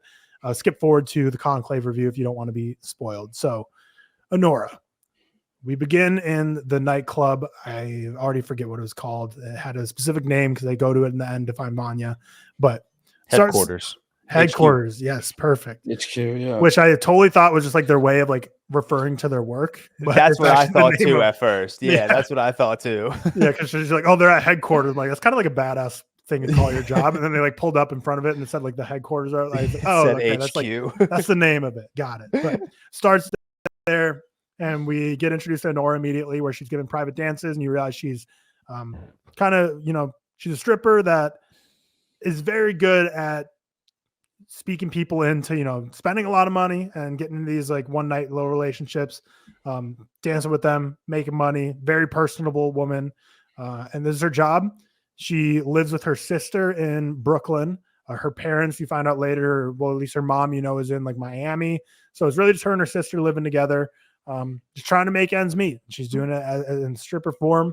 And pretty quickly on, probably, 7-ish minutes into the movie, after a long night of working, she's taking a break, and her boss is like, hey, there's someone here. You speak Russian. He speaks Russian. You want someone who speaks Russian? Go out there. That's where you're introduced to Vanya and Igor, the two, main guy character. Well, not Igor, sorry. Vanya and his posse. And, he pays for a dance from Anora. And kind of like I mentioned, the non-spoilery part, it starts with a dance, and then the dance gets longer, and then it goes to a night. And he's like, how much money do I need to spend for you to be, my girlfriend for a week? And then from there, it just keeps expanding until they're ultimately married. So I feel like this movie is very clearly in thirds, or mostly like there's a big half just differentiation between the first half and second half. But let's talk about it in thirds. First third of the movie is when I'd say is from the beginning all the way up to marriage in Vegas, and they're at their house together. So like once the break-in of Igor and that other dude happens, I feel like that's when it starts, like the second third of the movie. So we'll start with the first third, everything up until the point where they try to break into the house. Anything we want to chat about here a little deeper now that we're in spoiler? Well, we're not necessarily deeper on like plot, but one thing I want to go back to and kind of touching back on this, like why I don't necessarily think like those fever dream like sequences hit as hard for me. I think about the Florida Project and the aesthetic of that movie all the time. I think that movie is absolutely gorgeous. The pink sky, the rundown motel, the amusement park at the end. I think that movie just looks so gorgeous. And I'm going to be so significantly a minority on this. I don't think there were very inspired shots in Anora. Everything from the nightclub just felt very standard. When they get to the boardwalk and they're walking, very standard.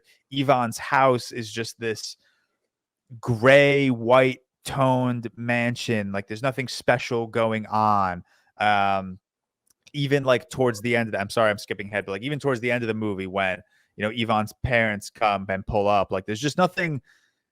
I don't know. The aesthetic of this film just didn't like necessarily like land with me in order to like give me that fever dream or dream-like aesthetic that everyone keeps talking about. Whereas like the other Sean Baker project, the Florida Project, which I fucking adore that movie, damn near 5-star if I were to rewatch it today, probably. I think about like the aesthetic he captured of that movie within that movie every single day. I think it's absolutely gorgeous. Yeah, I mean, I think some of it could be intentional. And again, I don't know. I think the house being so, because I agree from the outside, it like looks like a fortress. And honestly, when they first pulled up to it, I couldn't tell the vibe. Like, I mean, is that a house? Is that like a apartment complex? But I think it's kind of just to them, like they're just so excessively wealthy and have so much money that they need to do stuff like drugs and vacations to Vegas and these other things to bring life into their vibrance into their life, because they're just like, it's just bleh, unless they do go out of their way to get an escort, go to Vegas and do stuff to spice it up. Otherwise they're just like, I don't know. It's just like a bleak, rich existence. Whereas like Anora is kind of the same way. She has like kind of that bleak apartment, but she goes to the nightclub where it's rich with colors and money and people and drugs and I don't know. It's just kind of, they both are very opposite ends of the wealth spectrum, but they have to go out of their way to escape their bleak existence. Even though one's a very rich, bleak existence, and the other is a very poor, scrape and buy bleak existence. But I don't know. I guess I got the fever dream a little more than you did. Just the quick cuts, the editing, the nightclub. I did like how that was shot. But I mean, you did say you think you'd be in the minority. So I think I'm maybe more in the majority, I guess, that I like the way this was shot. I didn't think it was like anything to write home about. Is like, oh, this is going to be my top 10 cinematography ever, but I liked how it was shot. I don't know if I get the fever dream thing either, to be honest. Like, I think that, I mean, I like the way it was shot. I think especially in some of the cuts in the clubs were really good. But I think that like fever dream, I don't really see, in that I don't see the negative connotations, especially at the start. And I think there were some really, really cool visual sequences, like when you're in a position where it's kind of, especially when they get married and they go to Vegas, it's like this whole thing of lust and desire, and it goes through them just being in the casinos, taking drugs and whatever. I don't really associate that with, I guess, fever dream to me. So I don't get that. But I think that, I mean, I would go with what Tyler's saying in terms of kind of the blankness of it all, especially when you look at the house. It's just like artificial nonsense, like just a weird comparison. It's the kind of the way I see like people, like when you see the Abu Dhabi and places like that, where it's just kind of blank nonsense. Like it's just buildings on buildings of just rich and built by money. And especially when it comes back to oil money, and we look at it, that's kind of the way I got it. And I think it's especially the same when you look at their like private jet, for example, and the way they, the way they act and the way they are towards each other. It's kind of that just like nothingness tone, where it's kind of, he needs this desire to have more because his life is not enjoyable, and that's where richness doesn't grant enjoyability of life and whatever. That's kind of the way I saw it. But yeah, fever dream. So I don't know if I necessarily get. I just thought there was some like cool visual sequences. Similar to like the visual sequences, like fucking the first Hangover film. You know what I mean? In terms of that, like, same sort of shit. It's like Vegas is very cinematic. Yeah, like, cinematic. cool desire. This is what we're gonna do. Like party sequences. Let's take drugs. Go to the casino, Yeah. whatever. Mhm. And then we kind of get the come down of that, and then it progresses, and from there. So I don't. Yeah. Mhm. I don't really. It's not something I would describe as like a fever dream per se. Anyway, I guess. But yeah, the big kind of thing we learn in that first third is that Vanya's family is insanely rich, like unfathomably rich. Like obviously they have the mansion, but you really know that once they get to Vegas and get to the casino, and basically they have like the penthouse suite, and the manager greets them. He's like, "Sorry, we didn't know you're coming. There's people in that suite. We're kicking them out immediately." Like that's like a level of wealth and power that's like incomprehensible, which would just probably be such an insane way to live. But what you also realize is that Vanya's getting to the age where like he's expected to start stepping into the family business, and his family wants him to start working. He just wants to live in America and live in the rich house that his parents bought and have that life. And basically he tells Anora, if we get married, there's nothing they can do. Like I'll be, we can just be together and married. And obviously any logical person would think, why would just getting married change? Like all of a sudden your parents would be like, well, you got us. Like, and why would they continue to fund you after that if you just like abandon them and get married? Like there's a lot of like logic that's thrown out the window, which is obvious because she's never experienced anything like this. She's just caught up in the rush. She's like, hell yeah, let's do it. Let's get married and we'll just be rich oligarchs in America and just party our whole lives away. But that again, this first third kind of takes us to Vegas. They're married. They get back and they start living the domesticated life of, she's just cuddling up to him while he's playing video games, which I don't know. He's like the way he's playing video games as a controller, very like all time, just like not playing video games. Like, there's even one where he's like clawing the buttons like this. I'm like, to be fair, I did used to claw the buttons. That used to be a thing. Oh, fair. But like the rapidity of how he's spamming those buttons, I'm like, there's no shot you're playing. There's like a Call of Duty. Like the way he's playing looks like a Super Smash Bros, but you hear the game, it sounds like a Call of Duty. So it's like, you don't need to be doing all that for a Call of Duty type game. Crazy. But yeah, they're living the domesticated life. It seemed fine. They're just in the house enjoying life. But then is when the second half starts, when Igor and what's that dude with the flow's name? Garnick? Is that him? Toro? No, Toro's is a little Toro's bit later. This guy. So it's Garnick and Igor show up to they're hired by the family or paid by the family to basically figure out is this marriage legit? Because the parents back in Russia, here he gets married to someone who he didn't even know 2 weeks ago. Realize she's a stripper.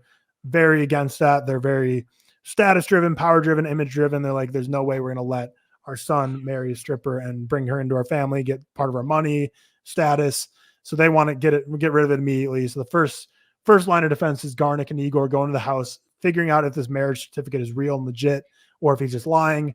And that starts the break-in scene, which then takes us all the way through, I'd say, the court scene. I'd say the final third of the movie starts when the parents arrive in the jet. So let's talk from the break-in to when the parents arrive in the jet. You get, I think George mentioned the non-spoiler part, you get an all-time like 25-minute probably home invasion scene of them trying to break in, and once they get in, running around, Vanya immediately dips and doesn't look back and never tries to get Nora. He's like, "Are you coming?" No. Cool. It's like, I'm gone. And again, Annie's just like oblivious to that fact. Like that, she's like, she thinks he's like, oh, he must be going to get help, or like he'll contact me. But he's just dipping. I thought the one of the funniest scenes is when. So they're kind of like bringing what's his name, like Toros, and he's the baptism, and he's doing the baptism, and then they like because he wants proof that it's real, so they get the documents and he sends the picture of the documents to him, and then in the middle of the baptism, he's just like, "Sorry, I've got to go." Like, oh shit, that's so stupid. And then when he comes over and it's like, because obviously Annie is like obviously reacted back, and he's like trying to grab her, but he's not trying to hurt her, and he's like trying to pin her down, and then he gets back like, what the fuck is going on? It's like glass everywhere. He's it really is like a Home Alone. He's got like a broken nose and shit. He flipped on his ass earlier chasing Vanya and like slipped on the ice and fell down, and then he gets out and he gets kicked in the nose. But yeah, I really like those two guys. The guy, like guarding guy, that I found him like really funny. Just in those moments, like they're so fucking dumb and stupid. They don't really know how to handle the situation where they're just trying to keep her there, but they also just don't want to hurt her. And then she is like fucking going crazy. Then Torres comes and he's like, "What the fuck is happening?" I found those moments like really, really funny. They were great. I love that really scene. Just when Torres shows up and he's like, "Are you guys fucking idiots? Like, This woman who's probably soaking wet is 105 pounds. Like, how is she like, how is this all happening? How have you got like a broken nose and then you're there like struggling? Yeah, and tied her up with a telephone cord, and she's like sitting on his lap. He's like, what the hell's going on here, man? But yeah, at this point, Toros, what a fascinating job to have something like a Toros where you're like he's clearly like high up. He's probably like the right-hand man on the American wing of the Zakharov family. Of just your whole job is just basically a fixer for a family who's just of an insane wealth. And it's just very mafia-esque vibes and just crazy. He's like clearly like the boss of like Garnick and Igor. So they find the marriage certificates real. He's like, shit, I guess this is something I actually have to deal with here. So he goes there. They realize Vanya is long gone. And then for me, this is where the movie really bogs down, where we go in basically an hour of where's Vanya? And they just like kind of going throughout the city trying to find him. Okay, I'm glad you like mentioned that, like, I guess I don't want to call it a fall off, because I did, from the moment of the home invasion scene to the end of the movie, that's kind of, I think, Sean Baker just kind of flexing on us and like his writing. The whole home invasion scene, I think, is electric. And a big part of my 3.5 is that one scene. It's so fucking hilarious. It's so chaotic. It's just so back and forth. Toros is having a comedic field day. Every time Yuri opens his mouth, or is Yuri the actor's name or the character's name? Yuri's the actor name. Igor's the guy. Igor. Every time Igor opens his mouth, which is rare. He doesn't say a lot. Yeah, he doesn't say a lot, but every time he does, it's just like, it's just so funny because it's just so, he's so calm in that moment.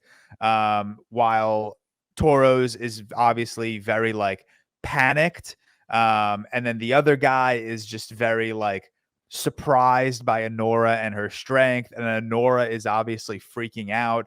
Vanya immediately runs away. So it's like this entire like 25-minute home invasion sequence of just converging personalities, and I think it just made for easily my favorite like sequence in the entire movie, without a doubt. And then yeah, like you said, there is a little bit of a fall off. Like, I didn't really care for the whole hunt for Vanya thing. I think it just there were funny moments when they go to like that, what, the fucking ice cream parlor or the candy shop, and this guy pulls out a bat and Igor just takes it away immediately. I'm like, sick, that's badass. Yeah, come on. But from the moment they leave the house to the moment the parents pull up, which is a good like 25 minutes to a half hour, I was just kind of like, okay. Not longer than that to me, honestly. Yeah, it honestly might have been longer. But it was just such a, it felt, I don't want to say fall from grace, because again, I didn't dislike it. I think this is just me loving the home invasion scene so much and wishing that the remainder of the movie was not necessarily that, like, not that level of chaos, not that level of converging personalities, just unwinding, but there was so much intrigue in that one home invasion scene, because you're learning more about Vanya's family and like what this marriage would do to them. You're learning more about Vanya's stake in the family. And like you said, Tyler, how his parents want him to start taking more care of his business. And then you learn about Toros and Igor and kind of where they fit in. So that whole home invasion sequence just kind of like that, it like incredible short film, incredible 25 minutes right there. Like truly just one of my favorite scenes of the entire year. And then we get to the chase sequence of Vanya. And it's Mikey Madison just leading the charge. Like, that's where I started to care less about Toros and Igor. They didn't play as big a role necessarily. And it was just kind of like let's let Mikey Madison shine while we're hunting for Vanya. And I don't know. I think that movie, it lost a level of intrigue once we left the home invasion. And also a big problem, and I don't know, you guys tell me, maybe this is a me problem. I know this is the point, so don't be commenting on our YouTube video saying, oh, the point went over George's head. Okay. I fucking hate Vanya, man. And I know the point of his character is to be annoying and this rich, snobby piece of shit who doesn't want to work. But like, it got to a point where I was like, this is so fucking annoying. Like, we're on the hunt for this piece of shit that like I don't care about. You find him drunk in a club, stumbling, and I'm like, yo, snap out of it. Like, your wife needs you, your parents are here, like, lock in. And it was just like, I don't know, just like the decision to make his character like that level of insufferable was very annoying, because then I didn't care for any of this like hunt for Vanya stuff, because I was like, honestly, I hope they don't find him. So yeah, that's kind of where like the movie, and again, I'm not saying the movie falls off, because a 3.5 is still a positive rating. I still lean significantly more positive on this movie than negative. But going from that phenomenal, one of my favorite scenes of the year, home invasion sequence, to the remainder of this movie, I was just kind of like, okay, we've lost inspiration a little bit. And then I think Tyler, you said it, it just felt so much longer than it was. And this movie is 2 hours and 20 minutes to begin with. And I hate to be that guy to be like, oh, it's too long, because I don't really usually give a fuck on how long movies are. But this movie certainly overstayed its welcome a little bit. Yeah, I mean, there's moments in that third, like the scarf moment was endearing. You start to get more caring. Like, there's moments, but for me, for the most part, like going to the candy shop, the moment of them taking the bat was funny, but like going and I guess is this before? Yeah. So like getting the whole marriage annulled, like in the court, like it's just all dragged on for me, where I was like, oh, this is just like very frustrating. Yeah. And again, like, you are very self-aware in saying that, like, it's the point is Vanya to be very annoying, but I can get it. Like, the character was very annoying, very frustrating to watch. It didn't land for me. Which is like, I really, like, honestly, it kind of annoyed me that like I didn't feel Vanya's love for Anora. And I know, did love her. Yeah, exactly. I know he never did love, but again, that's where I think the trailers just kind of misled me. Like, I really did think this was going to be like a love at first sight kind of thing, and like Annie just kind of lucked out finding Vanya. But it ended up turning out that like he was just rebellious, and this was the most rebellious thing he could think of to do to get back at his parents. And I think that kind of bothered me, because I really was rooting for Anora and this relationship. And then once he kind of leaves the house and runs away, I was like, damn, like where he never actually loved her. Like, it was all just this immature ploy to get back at his parents. And like, I think that's what bothered me, is that I wanted to feel that connection between the two of them more, because, now I'm jumping ahead a little bit. Like, at the end of the movie, when they're getting on the plane, Annie is kind of like, be a fucking man. And Vanya basically says like, shut the fuck up. Like, stop talking to me. Like, you're literally just a pawn in this whole, story plot line. And I was like, damn, like, that's not like what I wanted out of this movie necessarily. Like, I wanted to feel their love and their connection. I much rather would have watched a movie, and I always hate saying like what I would have rather, because obviously that's just not, Sean Baker's intention. But I would have loved this movie to have been like Annie and Vanya genuinely love each other, and the end of the movie being that they have to get this marriage annulled, and it turned into like this heartbreaking like final shot of the two of them looking at each other or something like that. But the fact that like he never actually had this connection towards her past just it being sexual, that bothered me a little bit. Like, I wanted more love between the two of them, I think. Yeah, I mean, I get it. I think that for me, he's like the vessel to showcase the stigma towards sex workers, in that he basically sees her as just an object in the bottom of her shoe, and kind of can disregard her and bring her back whenever, just because money is kind of the sole purpose of the way she lives, and that's what she lives through. That's kind of the way I see it. And you have a character like Igor, who they're almost like him and Annie are like equals, and they're just trying to do their job and kind of get on with life, but they're stuck in position where they're with people, and people around them are kind of seeing them as whatever. And it's kind of, when we go back to the start of the film, Igor is just seen as like this brute guy almost, and he's not even like liked by the family. He's just kind of treated like shit. It's similar to Anora, where the stigma is that this, Anora is like a stand for, and again, what can I say, but like for sex workers and stigmatized, and how they're seen is like money will get them anywhere, and after that they can just kind of get rid of them, do what they want with them, because personal feelings don't matter to anyone that's below them. That's kind of the way I saw it with Vanya's character. That's kind of the way he sees life, because he's been brought up in that position where he's been paying someone as soon as he feels like he can kind of just disregard them because their feelings don't matter. So I think he's kind of just like a vessel of this is the stigma towards sex workers and strippers and people who work in the industry. And he kind of portrays that. That's kind of the way I saw it anyway, you know? Yeah, no, I think you're absolutely right. Like, I think that is the full intention of the movie.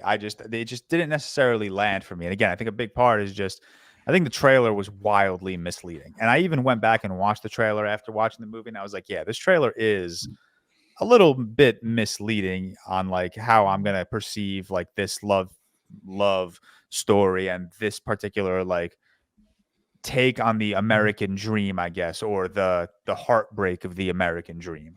It's funny you bring up the trailer because I think the same thing. I mean, probably 15 minutes of the movie, I realized like I was like, oh, that's not the movie I'm getting. So it's not like this was like a critique, but speaking from the trailer specifically, I totally thought this movie, and again, I'm like such an anti-trailer guy, so I saw this trailer probably once and never revisited it, and just like Juror number 2, never even watched the trailer. But I swear I thought this movie was going to be exactly kind of what you were thinking, where I thought from the trailer that this was Vanya meets a stripper, falls in love, they actually have love and they want to get married, but the parents are like, no, you're not allowed to be in love. And I totally thought it was going to be like a Vanya fighting to keep her and being like, no, she's not just a stripper, she's great, like I want to be married to her. Like for some reason the trailer led me to believe that there was actually like legitimate like love that the parents are going to be bringing up. So I can get what you're saying with like the trailer being a little misleading. But yeah, at this point they get to the courts trying to annul the marriage.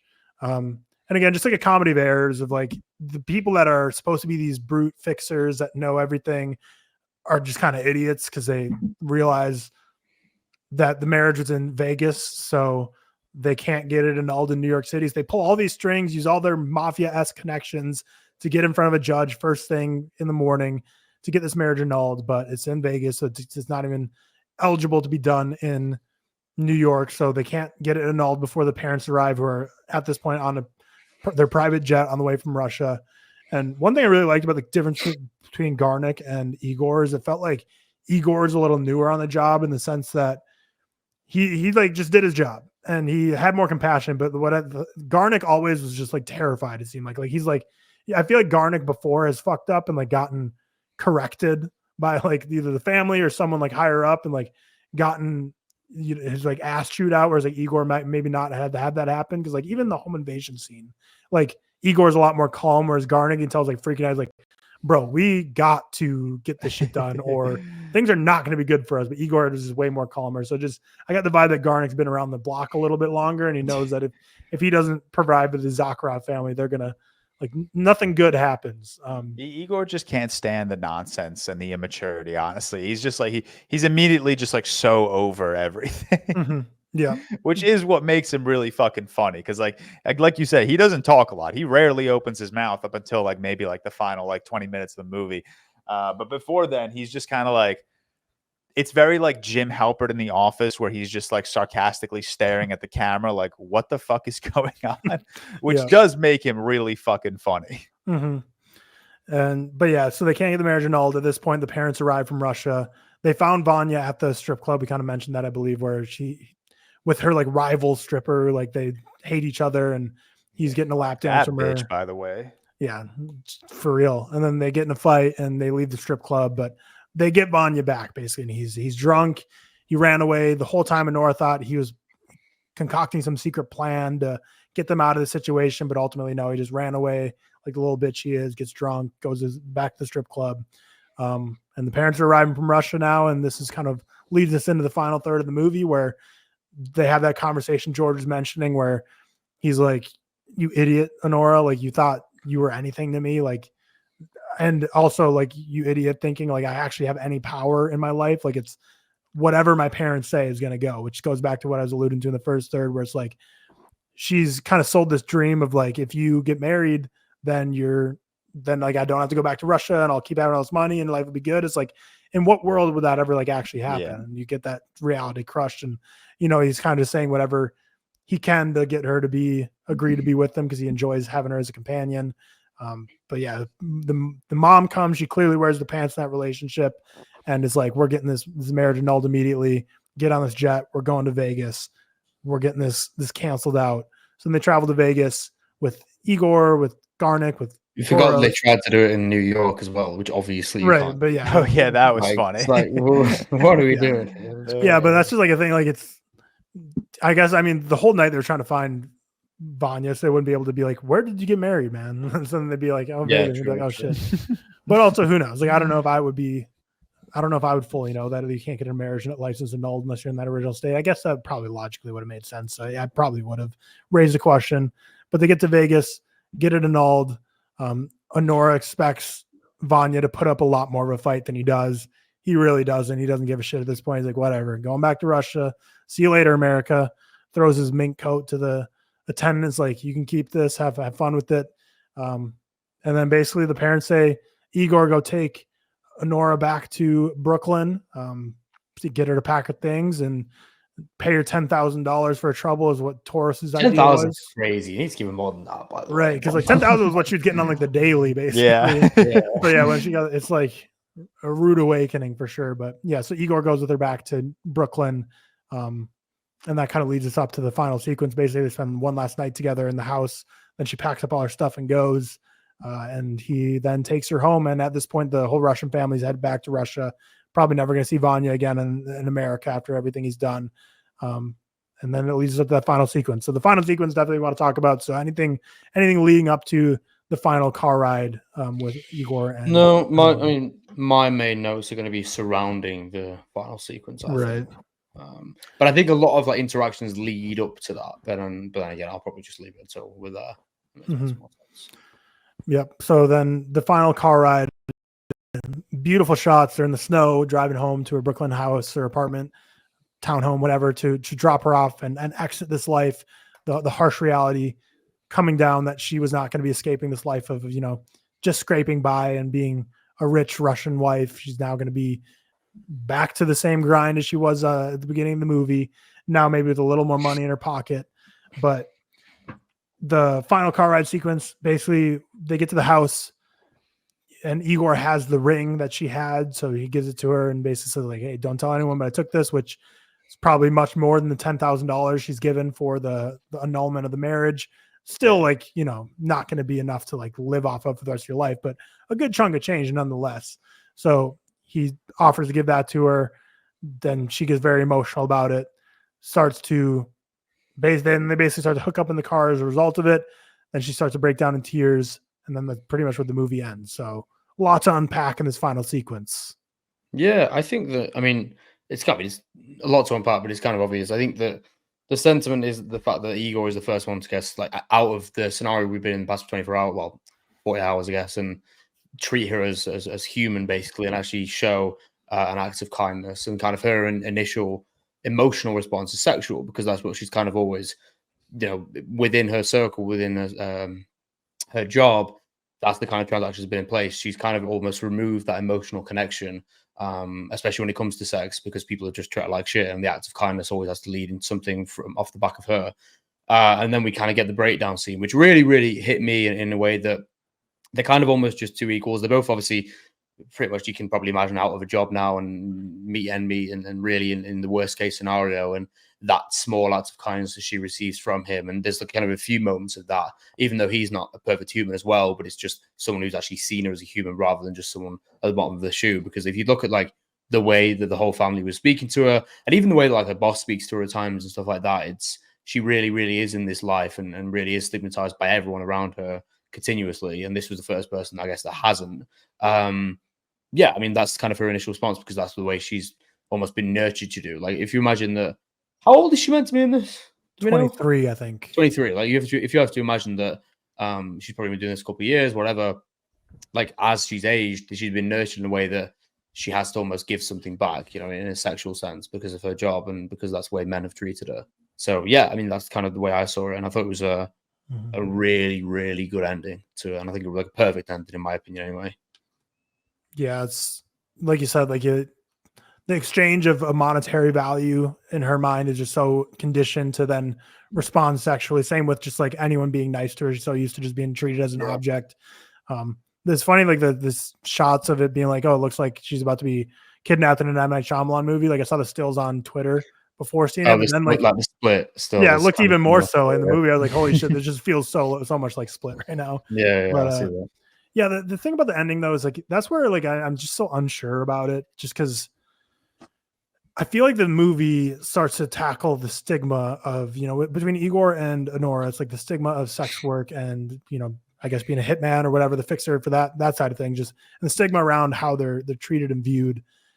And I feel like almost the ending, like to me, I don't know if it fully comes together because I feel like it then just kind of further drives home the stigma of like a sex worker or stripper is like someone who has a traumatic past and hates their job and wants to escape it. And it's traumatized her beyond repair, that it's very emotionally and sexually devastating. And I feel like, and obviously I can't speak for all or any sex workers, but I mean, I'd have to imagine like there's got to be ones out there that aren't just like I just feel like it's further, like the whole movie's trying to fight the stigma. And then the end of it just kind of like, wow, look how like broken and damaged this person is who's like doing this as like a means ways to get by. And there's no other conceivable reason why she's doing this other than like the trauma that's come from having her body viewed as a commodity for so long. So that's why like it's something I still have to like chew on a bit more, but I don't know if that fully like connected for me. And I'm far from like the person to be able to like unpack that at a proper level. So don't want to like say too much on it more than just the fact that like I'm still a little like, I don't know. But like, I think the message of what like happens to Anora at the end of there, very powerful. Is just in terms of the overall writing of her character from a outside the film perspective of how they built her character. I was like, I don't know if I'm like fully locked into it, but I still think for what the movie was, the ending was incredibly powerful and well done, and leaves you on a very impactful note. And yeah, her dream is over basically, and just completely back to reality. And not even just back to reality, back to a less than reality, because she has money now, but clearly there's no shot she can ever go back to that job. Like completely burned all the bridges there. You'd imagine in Brooklyn, there's hundreds of places you could probably also get employment still, just because it's a city of millions and millions of people and businesses. But she's kind of back to square zero at this point, trying to build her life back together. And I think it's a very powerful way to end the movie. I'm just a little unsure on how her overall character was conceived by Sean Baker. But George, what were your thoughts on the ending? Exactly what you guys said. It was very powerful. Igor hands her the ring. Her immediate response is sexual, and then I think while she's on top of Igor, she kind of realizes two things maybe in that moment. One, she's got to get right back to her life, like you just said, like this dream world that she was living in for a week, and this life that she probably had envisioned in her head going forward, married to this rich Russian lord or whatever, just completely out the drain. And then one thing that I don't know if you guys correct me if I'm wrong, but while they're having sex, Igor, I think, tries to kiss her. And I think at that moment she realizes like this is not like a purely sexual transaction. Like this is actually like love. And I think her emotion just got the better of her, realizing that maybe she's never experienced this with someone before, someone that genuinely wants to have sex with her as opposed to just her body. It's the kissing thing, isn't it? That's like seen as the more intimate side of it. Whatever. Yeah, exactly. But I think there's so much going on in that final frame of her crying into Igor's shoulders. The aspect of someone actually wanting to have sex with her, the fact that she has to just get right back to her life, and this whole dream that she's concocted in her head has just completely just been flushed down the toilet. And then maybe even crying at the fact that she has the ring, like she has, some form of wealth now, and that's just kind of playing into her emotions. So she was just absolutely battered by the end of the movie with just so many, rivaling emotions that I do think that really resulted in a very powerful final scene. Mm-hmm. Yeah, it'll be interesting to see how far this goes from a award contender perspective. I think Mikey Madison's kind of like a decent runaway right now for the prediction of who's winning Best Actress. I don't think at this point last year, actually, no, probably not at this point, but at one point in the award season last year, like Best Actor very clearly was a two-man race between Cillian and Paul Giamatti, where everyone else is kind of second fiddle. Right now for Best Actress, it feels like it's like Mikey Madison and everyone else below her. But in terms of everything else, it'll be interesting to see where it goes. Sean Baker's a guy that a lot of people say is kind of like due for getting one of his movies to start getting more awards buzz than typical, because Florida Project, Red Rocket, a little more slept on by awards bodies. But is she both of your favorite? Best actress. I've I seen think so much she's- less than you guys in terms of awards contenders, so I can't even say. But what do you guys think? She's probably I second think, for me. I think. yeah, I think she's third for me right now. Wait, let me guess. So George above her. Wait, for you is hold point- on. Actually, I might be lying. Fine for Oh. Seth. Seth is number one. Anya Taylor-Joy. No, that'd be number. Oh shit! Actually, she might be third for me. Anya Taylor-Joy is not up there. Oh, is she? Yeah, though? this is tough. She actually might be 4 or 5 for me. Now that I'm- Okay. I Yeah. would say Mikey Madsen, Leah Seydoux. I know you haven't watched The Beast yet, but she's like Yeah. Anya Taylor-Joy. But I think my number one right now, and I don't think George watched this at New York. I know Sophie did. Marianne Jean-Baptiste for Hard Truths. The new Yeah, I haven't one. seen Hard Truths yet. I missed I that think one. at Sophie the actually. Yeah, festival. Sophie. Shout out Sophie. She also Yeah, she gave said it. She thinks she gave it 4 stars. She really liked that one. Oh, she is like fucking incredible. So good. Yeah, I think my one right now is still Angelina Jolie and Maria. I think she's absolutely see that. stunning in that movie. I think my 2 would be Anya, in Furiosa, obviously. Micah Monroe. I think those are my 1, 2. Angelina Jolie, Anya Taylor-Joy, and then you have like the final 3 nominations I would give. I don't really care what way you order them, but it would be Micah Monroe and Longlegs, Mikey Madison and Anora. And then I texted you guys about this movie yesterday. Depending on what I don't think Humanist Vampire Seeking Consenting Suicidal Persons is going to be eligible for this year's Oscars. But Sarah Monpetit would be in my top 5. I Emily love Blunt Demi Moore in The as Fall well. Guy. I love Demi Moore. I think she was really great. Yeah. Oh God, talk about a performance that went right in. Did you not one ear like out Demi the Moore? other.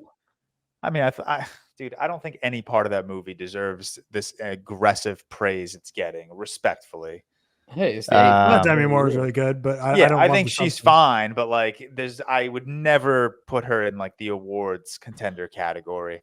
Yeah, but I guess so. I just think awards contender category is like one of those things where I mean I know it's different because like it depends how into Yeah. but it's like I think always Emma Stone is going to get dissociate. nominated for Kinds of Kindness. I feel like a lot of people are forgetting Kinds of Kindness exists. I'm not like high on it enough for awards talk, but I do think the Academy 1 loves Emma Stone, 2 loves Yorgos Lanthimos, 3 they demolished the Oscars last year, outside of like Oppenheimer stuff. So I think she gets nominated. But that's the problem with awards talk. It's like it's hard to what you're not I think of speaking the from top 5 are your- so different from what the Academy thinks. Anya Taylor-Joy would would like 100% be there for me. Yeah, but but I don't think she's not she getting would an get- Oscar nomination. Like Chris Hemsworth is still my He's my number 1 still supporting supporting actor, actor. but He's he will not even get a nomination. No. Yeah. Whereas he's I still my number 1. think he's like there. You know? Yeah. And then like I think in a perfect world, like Justice Smith and Bridget Yeah. Lundy Payne from TV Glow would be like relatively close to my Oscar nominations. Isaac Wang from Didi would be close to my Oscar. I think Joan Chen in Didi is my supporting actress pick. I know we're going off the rails. I know we started with Best Actress, and now we're just talking everything. But yeah, I think that would be like my mix of my 5 actresses: Anya, Angelina, Mikey, Micah Monroe, and then I guess it depends if Humanist Vampire will be considered, which it will not. I don't think so. All right. Well, that's our review of Anora. 3.5 from George and myself, 4.5 from Seth, and Cam has not seen it yet.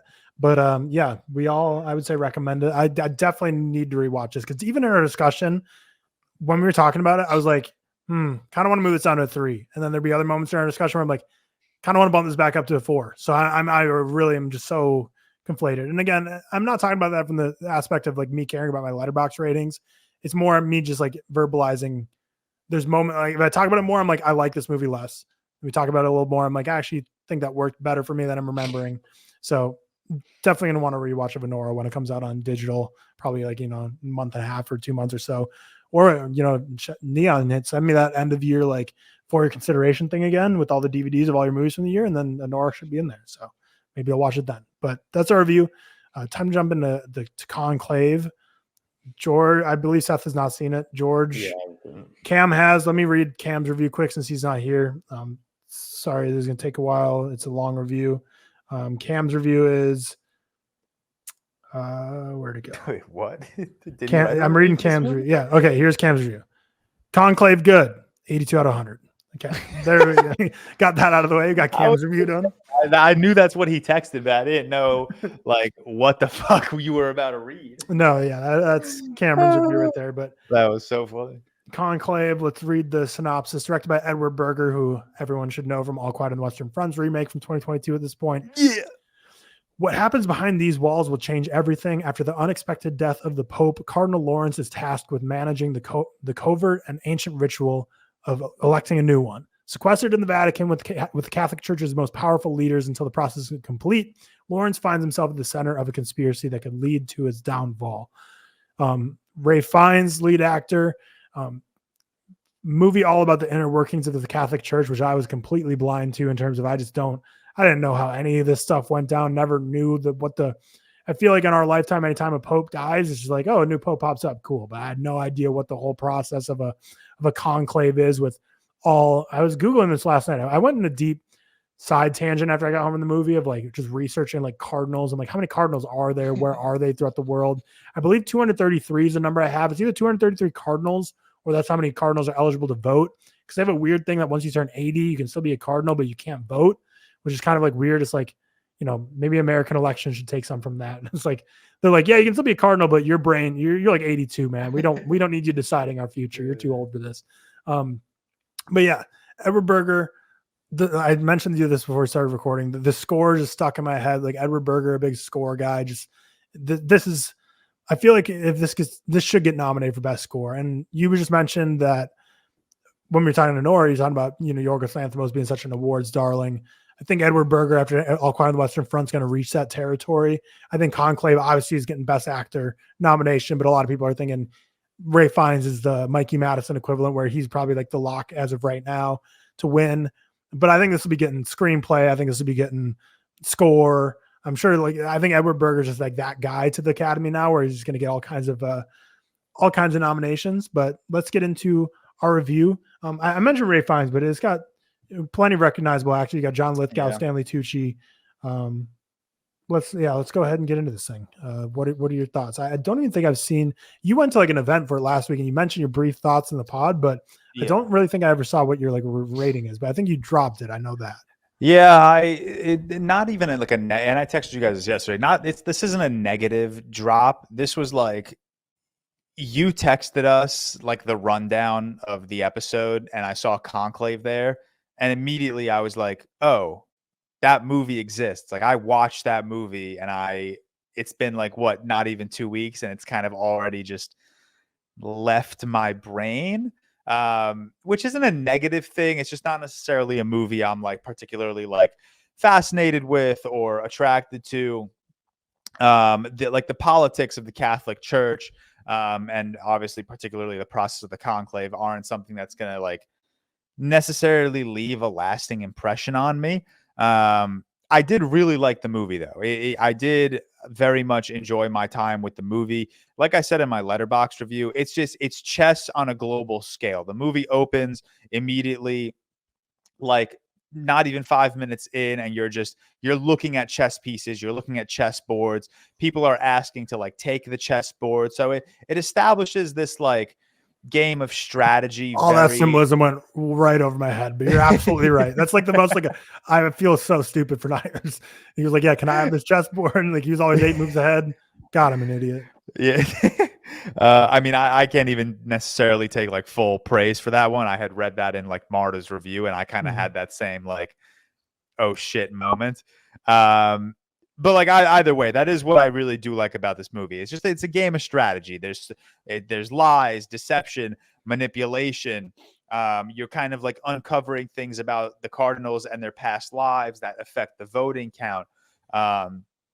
It's the funniest like small scale election process out there. Like you go, you vote, you need a majority. Once that majority is not established, you you immediately you turn into like campaign mode. You go and talk to people. You try to convince people to get your vote. And it's so fast paced. And I really do think Edward Berger did the best he could to take a process as intimate and as like not necessarily very intriguing unless you're like a very devout Catholic, I would say, and turns it into a relatively thrilling, political roller coaster. So from that like perspective, I really like the effort put into this movie to like genuinely make me care about this story as much as I possibly could. I didn't go into the movie thinking that this was like a lose-lose situation. Like I've seen the Two Popes a while ago. I didn't love that movie, but I certainly have like a general fascination for religion, and the churches, just being someone that kind of like grew up around the Greek Orthodox Church a lot. Like that stuff intrigues me on more of like a fantastical level rather than like something I'm going to like devote my life to. And I think Ralph Fiennes is fantastic. I think he absolutely carries this movie. And I don't know if this movie would have worked as well had someone with this much, powerful screen presence been at the forefront. And then, like you said, the score. I think this movie is technically very sound. I think it looks beautiful. I think they make the Vatican look just as brilliant as possible. The costume design, the production design. I think everything comes together to kind of immerse you in this world of the Catholic Church as best as they could. But again, it's more of just like a me thing where this is not a movie. I think that's just ever going to leave any sort of like lasting impression on me. And I think as I get older, that means a lot more to me in my like film journey. Like, how much am I going to think about you? How much are you going to occupy space in my mind after I've seen you? And Conclave, while I definitely enjoyed my time with it, and I definitely left the theater with a very positive outlook on the movie, it's not a movie that's crossed my mind once since I saw the movie. It just kind of happened. Like it's a very fun, in the moment political thriller about the conclave and the Catholic Church. But unfortunately, that's just not necessarily like a topic that's going to stick with me and like emotionally impact me. We'll obviously talk about the ending. Really like the ending. I think I really like the ending for two reasons. One, out of nowhere, obviously one of the crazy, I might go on a limb, craziest plot twist of the year. Yeah. Just like complete. I've never read the book, obviously, so I did not know this was coming. So that was just such an out of the pocket, out of the blue, left field plot twist. And I'm like, that's kind of sick. Like they just went through all of this for that to happen. That's insane. And I'm not going to like mention, but like I have so many just like questions rummaging through my mind about like, what does this mean going forward, that I almost wish we get a sequel to this movie, because I need that to unfold. But yeah, 3.5 for me on Conclave. I really did have a good time with it. Like I said, I think Edward Berger just does the best he can to save a topic that I don't necessarily find myself like intrigued with or attracted to. And Ralph Fiennes is fantastic.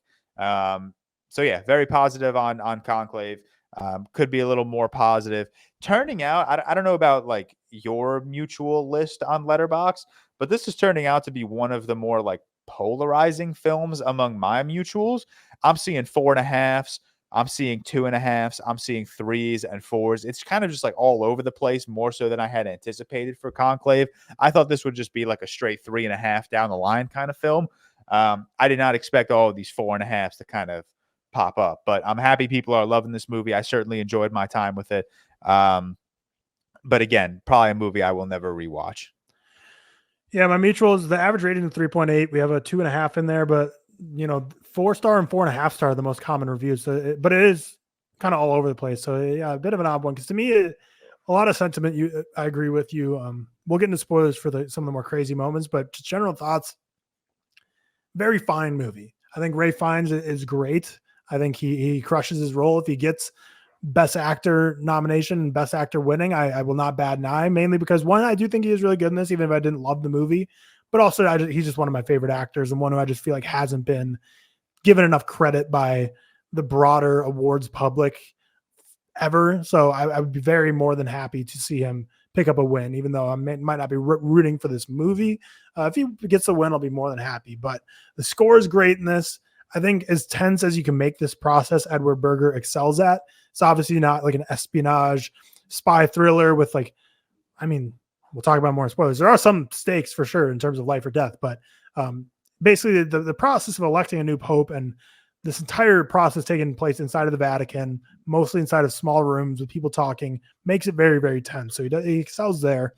But yeah, ultimately it's just, I know Seth loves movies where people are questioning their faith. This is more a movie where you question the church. So not really that same existential level that most films of faith get to. This is more questioning the structure and hierarchy of the church, which again, I was probably more fascinated by how the church operates than by the movie itself. And that's just me being clueless onto how it all operates with the cardinals spread across the whole world. And impressive that obviously what has more pull than the Catholic Church in terms of the workplace, but to be able to get all 233 or whatever on a plane back all in the same spot at one time. I know any other company in the world would be like, someone would be like, nah, I got a baby at home, I can't leave or whatever. They say, nope, conclave happens, everyone's showing up. And there's just like a funny image because it's such a contrast where you're seeing these people in their church attire, but like with like a suitcase, like it looks like a normal like Amazon suitcase. It was just such a weird image. And vape in hand. Let's not forget about the Catholic vapes. Yeah, the vapes. Yeah, and then vapes and cigs. Just such a weird stark contrast of what you'd expect. And it was just like a very funny image. But yeah, you get this game of chess. You have to get 66% of the vote in order to become the next pope. They have a vote every single day. And like you said, you have the vote. If it doesn't work out and there's no majority, everyone starts to campaign. And I guess it makes sense because the Pope is just in general one of the most powerful people in the entire planet. But I didn't realize how much politics are involved with it. Obviously, there's politicking of trying to get elected, but also like I didn't realize there's like, these cardinals are the liberal cardinals, and we have like the more conservative cardinals, and there's like political views play a big role into it, even though you don't think of the Pope as like leading anything in terms of like a nation. Like they're just a leader of Vatican City and the Catholic Church, which is just as powerful, if not more powerful than many nations. So very fascinated by the whole process. But again, I can't really attribute that to the film. That's more just like the whole idea of how the Catholic Church is structured was very fascinating. But you start to get all these players. You have a mysterious cardinal that was like, I believe Baghdad was the city. Like he was not listed on any registries because he's in a dangerous area. So there didn't want to be any documentation to say we have a Catholic cardinal in this war-torn area. So you have him come in. You have from Nigeria, like a nun from Nigeria that adds a lot of mystery as well. And Ray finds his role is like the director to oversee this whole process of who's going to get elected. Thought there was a lot of great commentary on like when they were deciding who to vote for. A lot of people were voting for like him or other people who said they don't want it. Because basically, like, yeah, there's nothing more dangerous than like a pope or a cardinal who wants to be pope. Like, especially when you think of like what that vocation is, it's not something where you shouldn't be driven by power and status. It should be something you're driven by your faith and your connection to the church. But there's people obviously campaigning just like they'd be a president. So it's like that's dangerous if you want to be in power that bad of a church. But yeah, from there you just go on these chess plays. It's back and forth. These parties of the more liberal side and conservative side trying to consolidate behind a candidate, vetting candidates. It's also another very just interesting that the previous pope who died, like they become such mysterious figures once they get to that level of power where everyone is having one-on-one conversations with them, but no one wants to tell anyone what was talked about. And Ray realizes, oh shit, like the Pope knew this about you and he knew this about you, like stuff you never would have expected someone to know. He knows. Uncovers documents. So really it's just what you'd pretty much expect when you're going through a process of any election where people are going to be vetted. You're going to uncover some truths that you didn't know before, ultimately until you get an election. And yeah, the final end of the movie is where like the craziness happens. So we'll throw on spoilers to that, but there's anything else we want to talk about. I give the movie 3.5. Again, who knows if that ever goes up or down, it'll be purely because of how much or how little I think of the movie, because I don't see any way I ever rewatch this. It's just not something that interests me. But again, I'll compare it to Juror number 2 in the sense that I love courtroom dramas. If you don't love courtroom dramas, you're going to like Juror number 2 a lot less than me. Flip side, Conclave, if you love like the workings of the church or religious films or think the politics of that are just fascinating, you're probably going to like this film a lot more than me. And, we see some mutuals really love it. because it's just something that, you know, the subject matter just doesn't really speak to me, or not interesting enough for me to be fully engaged. And this movie is purely the political workings of the Catholic Church, and there's nothing outside of that. So if you love that kind of stuff, probably gonna love Conclave. But yeah, anything else before we get into spoilers? No, I think we can get into spoilers, because the next thing I kind of want to say like kind of leads into spoilers, and then kind of leads towards that like ending. Also, I don't think this movie has like a lot of spoilers. There's really just the one that I can think of. But yeah, tell me what leads up to it for you. It's more so the first thing, and again, a big reason why I ended up lowering my score was the like, I guess the way Edward Berger handled the politics, not the politics. I guess the way Edward Berger handled the like the revelations that kind of came up in the middle of the movie, like Cardinal Adeyemi. We find out he had a kid 30 years ago. It's like, yes, that's like obviously a massive thing to uncover, especially in the context of the Conclave. I just didn't feel like the weight of it necessarily. Like, it ended up unfolding into a very, I guess, not very, but a somewhat emotional scene where Adeyemi asks Cardinal Lawrence to like pray for him on his bed. And I was like, okay, that kind of wrapped that up. Like, that was a quick 5 minutes of like this revelation where Adeyemi, who's currently the front runner, he's the one that's leading the charge with the votes, he's out of the question. So now like it kind of makes everyone's strategy a little different. You know, Lawrence is pleading to Benitez, like, stop fucking voting for me, dude. Like, I don't want your vote. And then it comes out that quick note on that reminded me so much of like Dune with the Lisa Nalgaib. He's like, I do not want your vote, and he's like, that is exactly why I will vote for you. It's like, it reminded me so much of Game of Thrones when Jon Snow's like, I don't want the throne. Yeah, like, that's all I was thinking of. I'm like, stop being a bitch, dude. Like, fuck me, just accept the vote. Mm-hmm. But then like things uncover where like Cardinal Tremblay, John Lithgow's character, like he's the one that kind of like was orchestrating all of these like revelations coming to light in order to like enhance his stake in the claim to be Pope. And like, it's all very fascinating, and Edward Berger does do a good job at like highlighting how much of like an aggressive roller coaster this process is. Like, out of nowhere, these things kind of come up, and then everyone has to rearrange their strategy. Ray Fiennes is Cardinal Lawrence is just having like anxiety, being like the one kind of coordinating all of this with everything coming to light, while also trying to campaign for Stanley Tucci's Bellini.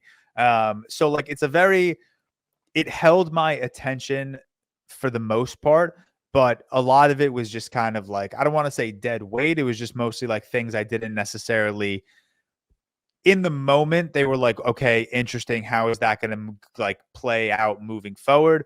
But thinking back on it now, I'm like, okay, those didn't necessarily, like, these instances of, you know, downfalls didn't necessarily carry as much weight as possible.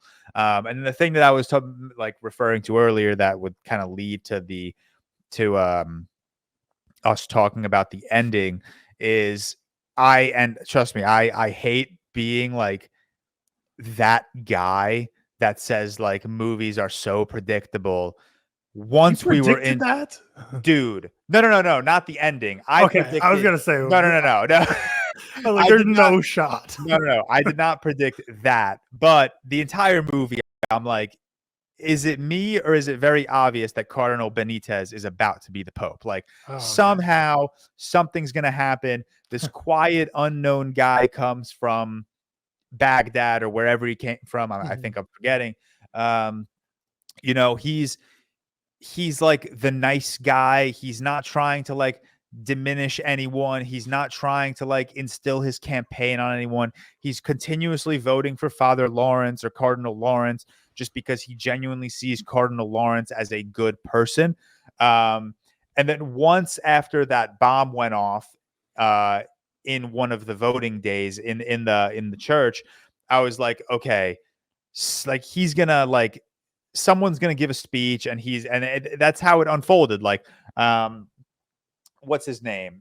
Tedesco gives like this very like, more so like an aggressive speech, not aggressive, but definitely more like, I think aggressive is the right word. Like After the bomb. Yeah, after the bomb, he was just like significantly more passionate in his aggression towards his claim to be the Pope. Mhm. And then Benitez stands up, and once he stands up, I'm like, it's game over. Whatever he says, he will be the Pope. Like, that's it. He's going to say something that's very like shallow and surface level about all of us needing to unite and just be kind to one another. And that's kind of exactly what ended up happening, which is where I kind of lost my interest. I thought it was just a little too obvious that this unknown, very polite guy is going to come in and just like steal I keep saying throne because now I have Game of Thrones stuck in my head, but steal the chair of the Pope in his favor. And then, then obviously he does win. They all end up voting for him in the vast majority. And then that ending, it just unfolds. Someone comes up to Father Lawrence. Ray finds his character and was like, hey, like, dude, I should have brought this to you earlier, but I really didn't think he had any chance of winning. But now that he's won, I need to tell you this. And what we basically uncover is that he had gone to a hospital with the potential of surgery. I guess the surgery is unknown at this point. Well, he went there for an appendectomy, his appendix burst. Yes. He went there for an appendectomy, and they ended up finding what we're about to talk about. But Father Lawrence, we don't know what's going on. But then Father Lawrence, we as an audience, I mean, and then Father Lawrence goes to Benitez and is like, what was the other surgery that like you were considering? And he says a laparoscopic hysterectomy.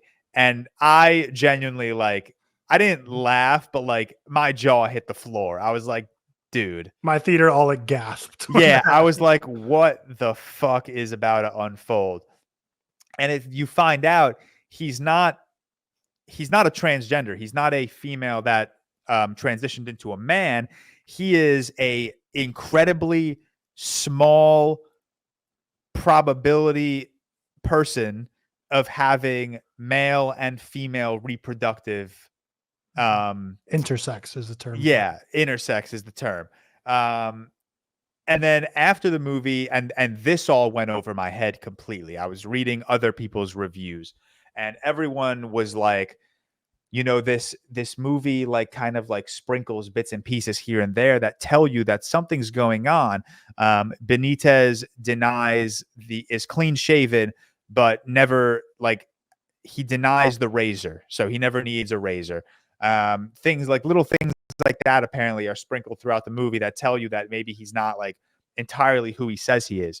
And what I find so fascinating about that ending, is that Father Lawrence just leaves it. He's like, fuck it. I'm not telling anyone. If you don't tell anyone, I won't tell anyone. Like, whatever. That would be the most insane news to ever come out of anything in the history of the world. Yeah. Ever. If the Pope was intersex, because intersex, it's very small, happens to a very small percentage of people, but it's very real. You have a penis, uterus, and ovaries. So all of those. But obviously when you're born, like the penis is on the outside. So you're going to be like, oh, you're assigned male at birth.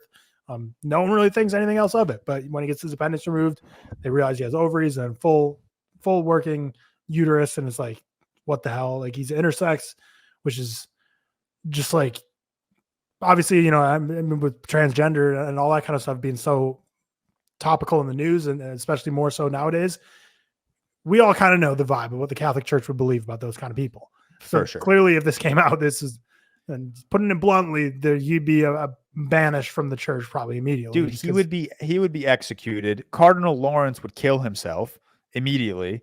Like that would be the craziest thing to come out of the Catholic Church, which again, this is where I would love a sequel for this part. Like, how does this unfold? Like, how do you keep this such a secret?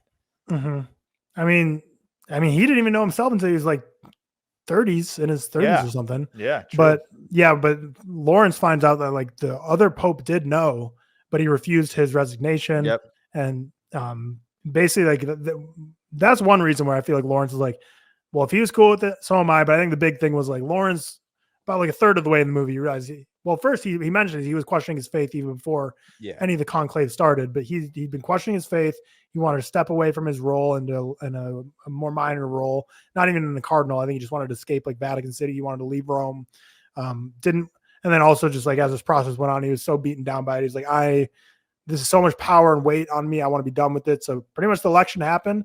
Everyone was happy for it. No one else was really the wiser. He was like, great, man. Like, enjoy being Pope. I'm going to peace out now. Like, I'm done with this shit. Yeah. But yeah, that was insane. Just like, how do you even think of that? That's just like, whoever wrote the novel is probably just like, how do I end this book? It's like, what's the most insane thing I can think of? What would literally be the most insane thing to do to end? And it's like, okay, let's make a biological woman the Pope. Like, dude, I don't know how religious you are. But like I grew up in the Greek Orthodox Church, and there's the altar obviously in the church. The amount of times they stress, like, even when church is not in session, women cannot go behind the altar. Like, that's an absolute no-go. So whoever wrote this novel, to throw in this ending, that's so electric. Like, that is like genuinely the most, like, I would love to have watched this movie with like a true, like, devout Catholic, like a true practicer, someone who very much practices this religion and this faith to like a very aggressive extent, because I cannot even imagine the reaction that person would have to the ending of this movie. Like when Immaculate went on their press tour, they did the thing where they were like showing like churches of nuns, like the movie Immaculate. Like, I want to see the same stuff for Conclave, just see reactions from like people within the church to the ending. Because it's one of those things, like, this movie, everything before that ending happens works as a movie that you could easily deliver, not even have the twist at the end, and deliver a 3.5 star movie where it's like, yeah, this is a great political movie of these chess moves, and ultimately the final message is this unknown cardinal who served time in some of the most dangerous areas.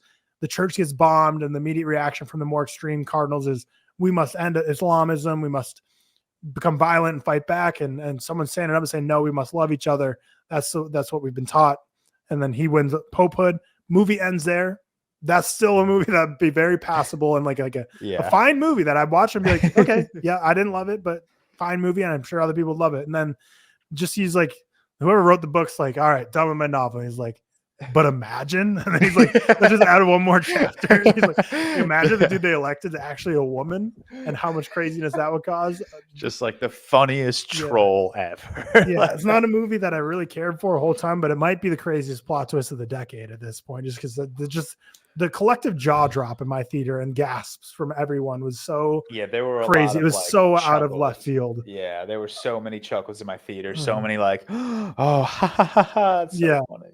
Because it's like, it is something you like laugh at because it's like so outrageous that like that's like the situation. It's just like it's just like truly like if themselves is insane. If you asked me to like, if you had put me, if I had watched the movie up until the moment Benitez wins, and then you told me, hey, by the way, there's another 10 minutes.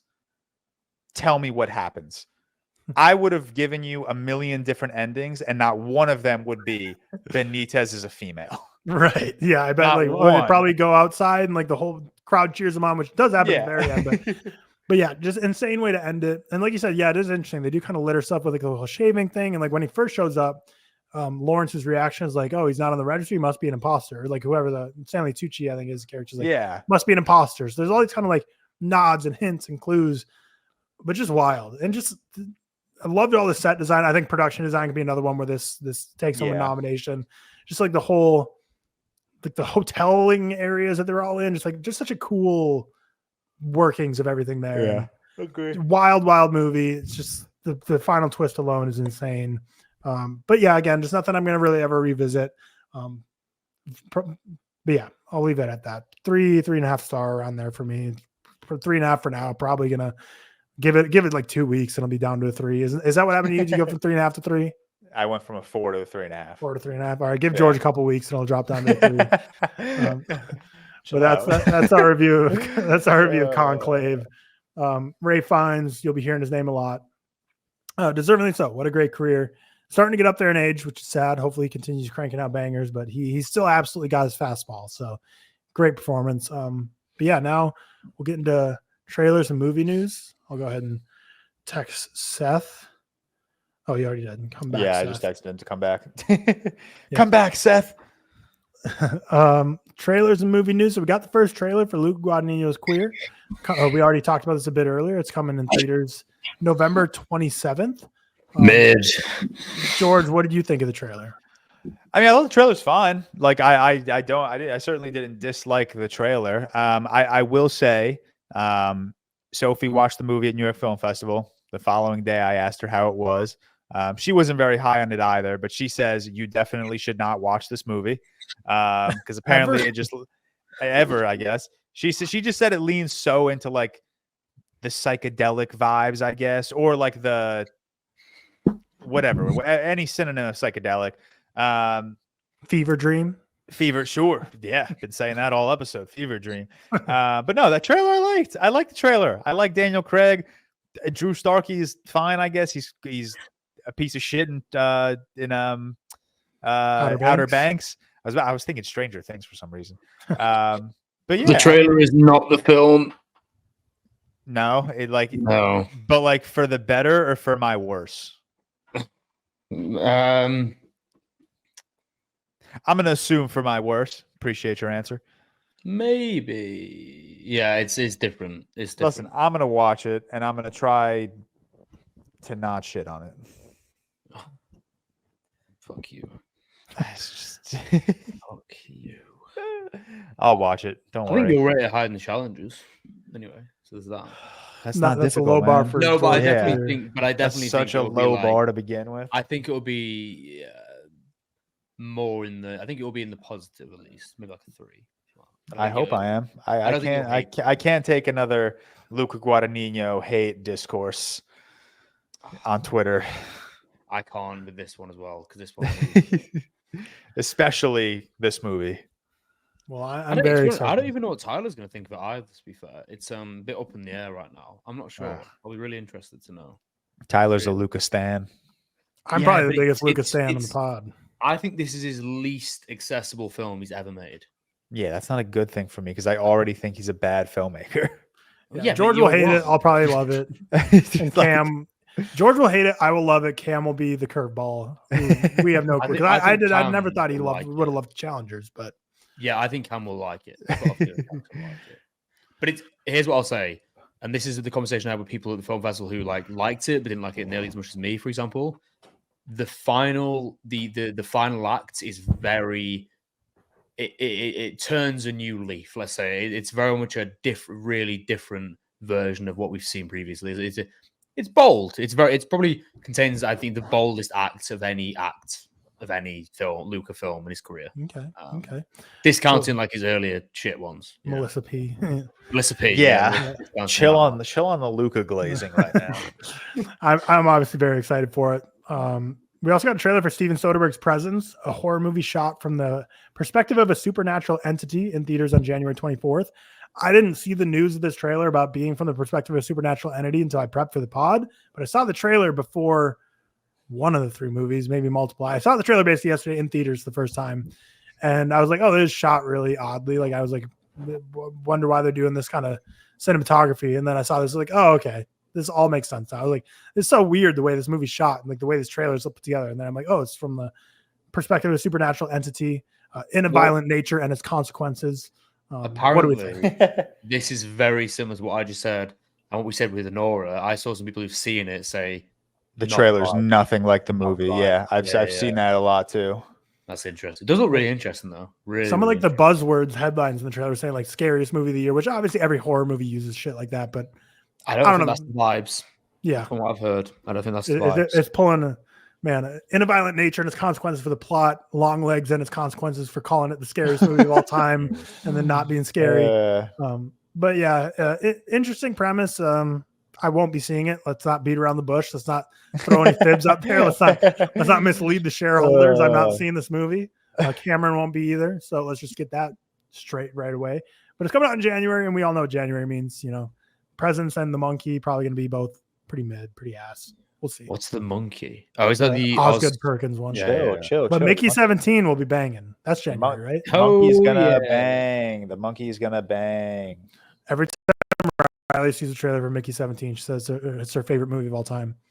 Already? Yeah, every time she's like, she's like, hey, it's my favorite movie, like favorite movie ever. That's the greatest ever, right there. Yeah. Good taste. I respect you. We turned. So she was. I can't remember what she was doing. This is either when she was finishing her Lego or she's like painting her nails or something. But we needed like some of the light on in our room, and we have a projector, so you kind of need the lights off to see most movies. And we turn on Snowpiercer, and I forgot how, like, obviously it's in a train and they're in the back of the train the most. So basically what I'm getting at is the first 30 minutes of that movie are like in the pitch black. So if your room's not pitch black or the projector, you're not going to see shit. So we tried to start watching it with like one of the lights on, and I was like, yeah, we're going to switch to a different movie. We went to the Great British Baking Show instead, shout out. But yeah, we couldn't see shit. Well, because like I was like, she's like, oh, I want to watch like a thriller. I'm like, well, like thriller and like dark rooms is kind of synonymous. Like if we can't watch anything to be dark, and she's like, Great British Baking Show, there's probably good lighting on that. I'm like, probably is. Yeah, let's watch that. But yeah, we almost watched Snowpiercer, which I'm a big fan of. Ridley Scott says he's developing a new Alien film. Have you read into this? I did some. No, digging. but I didn't read into it, and I already was going to predict that I don't think it's going to happen. That he did bring up in when he was speaking, he did bring up the fact that he wanted to direct it, and that was eventually his goal.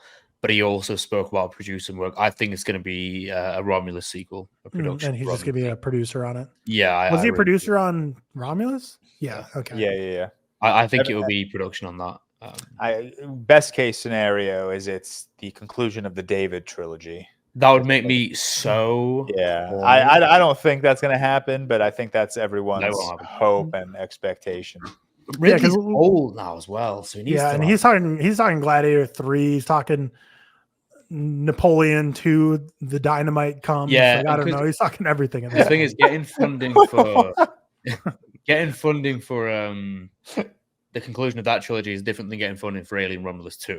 You know, right. It's not the same thing. And the fact that Alien Romulus 2 got greenlit like 3 days before the news of Ridley Scott saying, "Yeah, I'm developing a new Alien film." Like it's got what you said.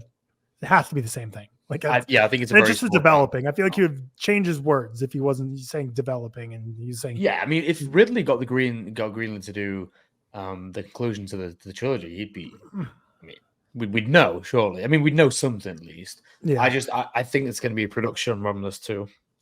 Yeah, but he's getting up there in age. He has a crazy work rate, but he also is like, we're always getting rumors of like new stuff he's developing. But yeah, this is probably just not going to be anything other crazy than work rate as well on big films. You know what I mean? Like Napoleon, Gladiator. Right. These are Last Duel. These are big films. You know what I mean? It's, yeah, the guy's getting on as well. So fair play, Ridley. Well, a movie that will for sure happen. A new Godzilla movie has been greenlit, directed by Takashi Yamazaki, who ReelTok Award nominee. Winner for the movie, but I believe he was a nominee for director. Godzilla -1, pretty much a no-brainer here. Is very successful in his home country, but it was obviously very successful outside as well. Like people were eating this up. The rollout was kind of iffy. Like if the rollout was good for Godzilla -1, it probably would have done even crazier gangbusters. Yeah, it was weird. Even with how limited it was, like it was making great money. So yeah, no-brainer that they're going to greenlight a new one. Like there's always Godzilla movies in the works throughout decades and centuries, a century pretty much at this point. So makes sense. And why not go back to the guy who won a visual effects Oscar, got nominated for a couple others. Obviously I think I speak for us all. We're excited for it. Just transition. Like I think I can't remember the last Japanese made Godzilla film that actually really transitioned into the Western world so well. Like Godzilla -1 has been such a huge influx in cultural, like they like some of my family members who never watched films watched this. You know, when it came on Netflix, stuff like this, and it was one that I think combined both like film fans and like a general audience in terms of bringing it back to Godzilla, more than like Shin Godzilla did back in like 2016, right. More so. So yeah, I think this is cool because I mean I loved Godzilla -1. I thought it was amazing. So definitely excited for sure. An English language Squid Game series is officially in the works. David Fincher is developing a series. We knew this. I know. I texted that in the group chat. I need to ReelTok historian to say, I swear we knew David Fincher.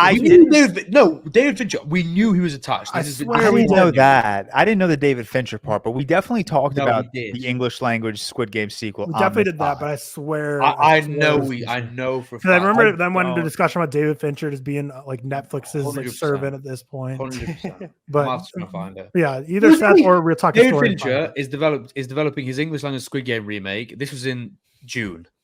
It was released on Disgusting Film. This was in June. So then they just reposted.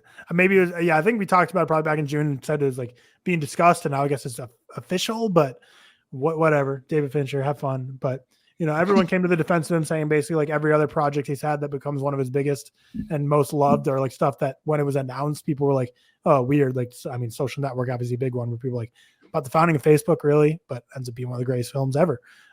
So Squid Game's we'll weird, see. though. Yeah, it's odd, but hey, I'll give Fincher's earned, even though I like Fincher a lot less than most people, he's still earned my benefit of the doubt. The killer slaps. I really like the killer. Cool film. Really cool film. The new trailer for Squid Game season 2 though has been released in December 26th on Netflix. I saw a lot of people's reaction to this being like, why the hell would he participate in the games again? Like, I feel like there's no way he's voluntarily back there. I'm sure something like, that's what I was thinking. I was like why would a lot of people just immediately were like, why is he going back? And like, I thought he was going to try and end the games. I'm sure he gets wrapped up in it. I doubt it's literally just going to be a rehash of season 1, but they're just like, oh, let's just have him back. There's no way he's just, he's come back. Yeah. Great. Like, back in gambling, daddy's got to go do it again after everything he went through. But I really loved season 1, and it obviously became a cultural mega phenomenon. But I really remember, like, everyone was speaking about Squid Game when season 1 came out. Like, it was. I was shocked at how widespread it got. It was crazy. I mean, it is Netflix, but still, it was insane. I really liked it. I'll definitely watch the second one. I think it was cool. Yep, definitely gonna watch the second one. The budget for Mission Impossible 8 is near $400 million, and Paramount is interested in marketing the film as the final entry in the franchise to boost audience interest, but Tom Cruise is against a public goodbye to the character. I did not read into this, but I'm wondering if the 400 million is one of those where it's like misleading because it's like including it's just 400 million alone. I think it's for, well, I think from what I saw, I didn't do as much reading on it. I think it is 400 million. I know the last one was Dead Reckoning Part 1 was high. It was like really, it was really high. I mean, if you think about the practical work they do in these films, like Fallout and just like how much money do they, do you know what I mean? But I get it. I'd rather than have 400 million of this than the next fucking the Marvels or the whatever Russo brothers. Shit. What is that? That $300 million one. That one that's got like a $7 billion budget with Millie Bobby Brown. You can't tell where she's standing by the side of the robot behind it. That one. I'd rather it go on this, and I kind of get it. I mean, did the last one make? I don't think it made. They all make like 700 to 800 million ish. So the last one, I thought the last one didn't do very well. I believe it made like 700. Maybe I'm wrong, but none of them are like $1 billion makers. But you can. No, it made it. Oh no, sorry. It made 567 million. Okay, so a little less than I thought. So it lost a lot because I think it lost a lot because the budget was like, it was 291 million. Crazy. And I think Doug tweeted something about this, like saying like he thinks Tom Cruise might be starting to lose his like goodwill he has with studios to be able to like basically write blank checks because like it's to the point where like he might have pushed his chips a little too into the table, like 400 millions where they're like, we get it, everything you make turns to gold, but this is like, it's hard to explain to my shareholders at these quarterly meetings at this point. Do we really need a 7th helicopter there? Right. Like, that's the sort of conversations now that apparently it's crazy. But I mean, it makes sense. Like at some point, Mission Impossible as a franchise needs to end. I can get why Tom Cruise would want to say public goodbye because he's built this throughout the 25 years it's been going on and wants to keep the hope alive. But I feel like Dead Reckoning Part 1 set up for this next one, the Part 2, or I guess it's a completely new movie title they switched to. They kind of set it up to be like the conclusion of this story. Pretty much, yeah. But yeah, I mean, spoilers for James Bond, but I guess he doesn't want to go the way of the final James Bond movie where there's a lot of finality to what happens. But yeah, there's no way they're going to, because especially like you said, the movie makes like on their balance sheet, they lose a little bit of money or they profit a little teeny bit amount of money. So it's not completely bankrupting them, these movies, but these movies are definitely not something they can count on to like boost their profits at all. So not something that you can just keep doing forever. This next part was all for Cam. So George, I guess if you're interested, but trailer for a movie, Marvel Studios TV slate, which I thought we talked about Marvel. You need to quit TV shows, but they got $1 billion in the works. Dude, What If season 3, December 22 of this year, Your Friendly Neighborhood Spider-Man, January 25th, Daredevil Born Again, March 4th, Ironheart, June 24th, Eyes of Wakanda, August 6th, Marvel Zombies, October 25th, and Wonder Man next December 25th. George, any of these look any semblance of interesting to you? Yes.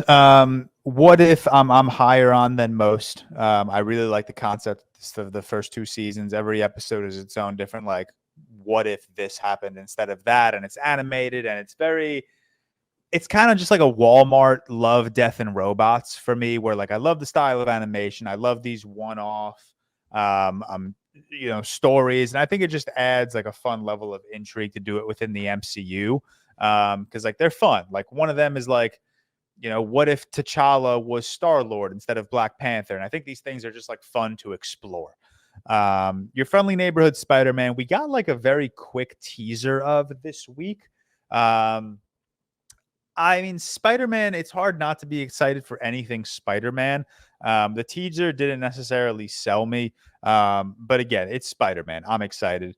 Daredevil Born Again, I'm excited for, but I am 100% tabling my expectations. I am fully prepared for Kevin Feige and the MCU to absolutely butcher this character and kind of like, I don't know, just make me think less of like the original Daredevil show, which I really don't want to do because I do think it's one of the better superhero projects we have. Eyes of Wakanda, I have no idea what that is. I did not even know that was a thing. Wonder Man, I have no idea what that is. Didn't even know that was a thing.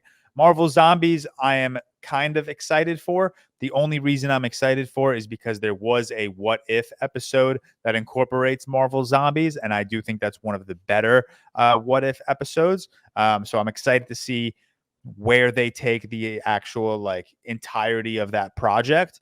But yeah, I mean, listen, there's no secret. I've checked out of the MCU lately. I haven't even watched Agatha.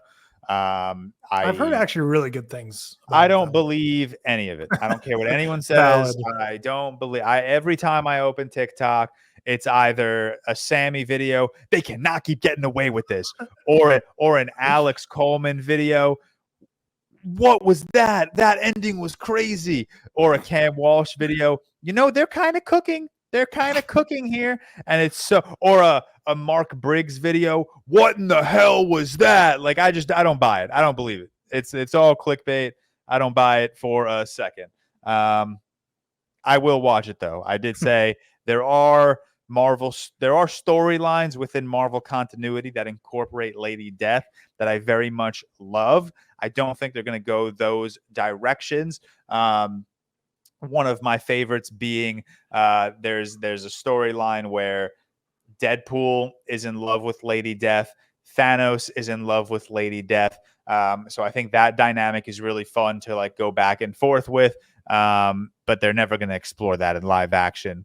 So yeah, I mean, we'll see. Kind of a mixed bag on Marvel's future for me. Yeah. Yeah. I mean, I'm not watching any of them, but I'm excited for all you are. I'm not here to poop on parades. Another thing I'm not watching, this is for Cam. So Cam, you're missed here. Star Wars Skeleton Crew has been released. The trailer premiering December 3rd. You gonna watch? I am gonna watch. Dude, first of all, this is one of those things where I feel like we first spoke about Skeleton Crew like on episode 4. I swear to God, we've been talking about this for a while. So it's good to finally have something other than just like stills from the production. Whatever. I'm excited though. John Watts is kind of the lead showrunner, and this is a coming of age story within the Star Wars universe. So I think there's just no one better to make. Cam will like this actually. There's no one in the world right now better than John Watts if you need to make coming of age slop. And that's what this is. This is just going to be a fun Star Wars coming of age slop project. I'm going to watch it. I'm going to enjoy it. I like Jude Law. I like John Watts. I'm not going to sit here and act like I don't like what he's done with the Holland Spider-Man movies. But yeah, I am excited. Trailer didn't make me any more, I guess, excited than I already was, or any less excited than I already was. Mainly because I've had like so long to just sit on this Skeleton Crew and just what like its potential and what it could possibly be. But yeah, I'm excited. I'm gonna watch. I hope Cam watches. There's another and I'm forgetting the name of it now, which sucks because I really do like the Star Wars show, but I have only seen season 1. And if Cam were here, he could have reminded me. But I do wonder if Cam ever finished that show. But yeah, I'm excited for it. Mm-hmm. All right, then I'll run through some casting news. So stop me at any point, but just going to kind of read through these. So Tom Holland and Austin Butler are officially set to star in American Speed for Amazon. The crime thriller follows 2 brothers who are famous race car drivers that finance their activities with drug smuggling, money laundering, and tax evasion. Plot sounds great. Actors sound great. Amazon makes me be like, this is going to kind of stink, isn't it? When is Amazon? I mean, Amazon at the early days of their original movies, like with the Sound of Metals and like the 2020. I was going to say Sound of Metal was like their first like big right. like. But I feel like the last couple of years, Amazon hasn't done anything that's like a notable movie. Saltburn's like their biggest one, but that I didn't really love that. I don't know. I'm going right. Ricky Stenicki was this year Amazon. What? Yeah. Oh, that's so funny. But for the most part, I don't think they did the Fallout TV show at Gen V and The Boys, but those I think they make good TV, but movies. Yeah, movies it's looking tough on movies right now. Yeah. Sound of Metal is great, but that officially released like 2019, so it's been 5 years. So same with the Blumhouse effect for Get Out. It's like eventually you run out of the goodwill you gain from a project once it gets enough in the rearview mirror. Roadhouse. Exactly the type of movies that they are producing. That didn't help. The Idea of You. This is not helping Amazon's case. This is not helping Amazon's case. But Lupita Nyong'o, John Mulaney, and Jared Leto have been cast in Kemp Powers' Lunatic Heist. The film follows the American government's plot to steal a Soviet spacecraft during a 1959 expedition to Mexico City. Interesting cast. Very, very much 3 names: Lupita Nyong'o, John Mulaney, and Jared Leto, that are just such a put your hand in a hat and grab 3 pieces of paper, and it's like these 3 names in a movie. So, but again, the plot sounds great. Like, sounds interesting. I'm excited for it. But yeah, what a combination there. I love. Sorry to interrupt. Lupita Nyong'o, like her. I don't know if 12 Years a Slave was her debut or her like second or third film, but she won the Oscar for that. And then ever since, and I'm not saying she's been bad, but she's been so like insanely all over the place. Like, I wonder like what's going, like Star Wars, The Force Awakens, The Last Jedi, Rise of Skywalker. She had kind of like a smaller role. She was in Black Panther. She was in Us. She was in that 355 movie, like, which wasn't that like an Ocean's 11 like remake or something? A Quiet Place. And then she just recently voiced the mom, or the robot, fake mom, in The Wild Robot. So it's such like an interesting career path to like literally start on. And I just double checked it. 12 Years a Slave was her first feature film. She did one short film prior to that, and she won a fucking Oscar, which is insane. And then she's gone to do a lot of like, oh my God, what's it called? Motion capture, between the Jungle Book and the Star Wars movies. And then animated with, I just said it, The Wild Robot. Mm-hmm. Just a very interesting career plan. Mm-hmm. And I'm not saying this positively or negatively. This is more just an observation. Yeah, well, at least like her Oscar buzz got her booked and busy and got her to continue work, which is the same we can say for Lily Gladstone. Her and Bryan Cranston were just cast in a new action thriller, Lone Wolf. Film follows a troubled vet struggling with addiction who is recruited by a contractor for a covert government plot to assassinate a high-level politician. Lily Gladstone Killers of Lebanon wasn't her very first feature, and she also didn't win the Oscar. But when you get Oscar buzz, especially when you're like not an actor or actress that's part of like the Hollywood machine, you're a little more new on the scene, uncertain about where your career is going to go. It's always good to see, them getting work after they get that Oscar buzz, because that's some important stuff, and I'm glad she's continuing to get work. So Bryan Cranston too, you can stop doing the tequila commercials all the time. You can finally be in a project again.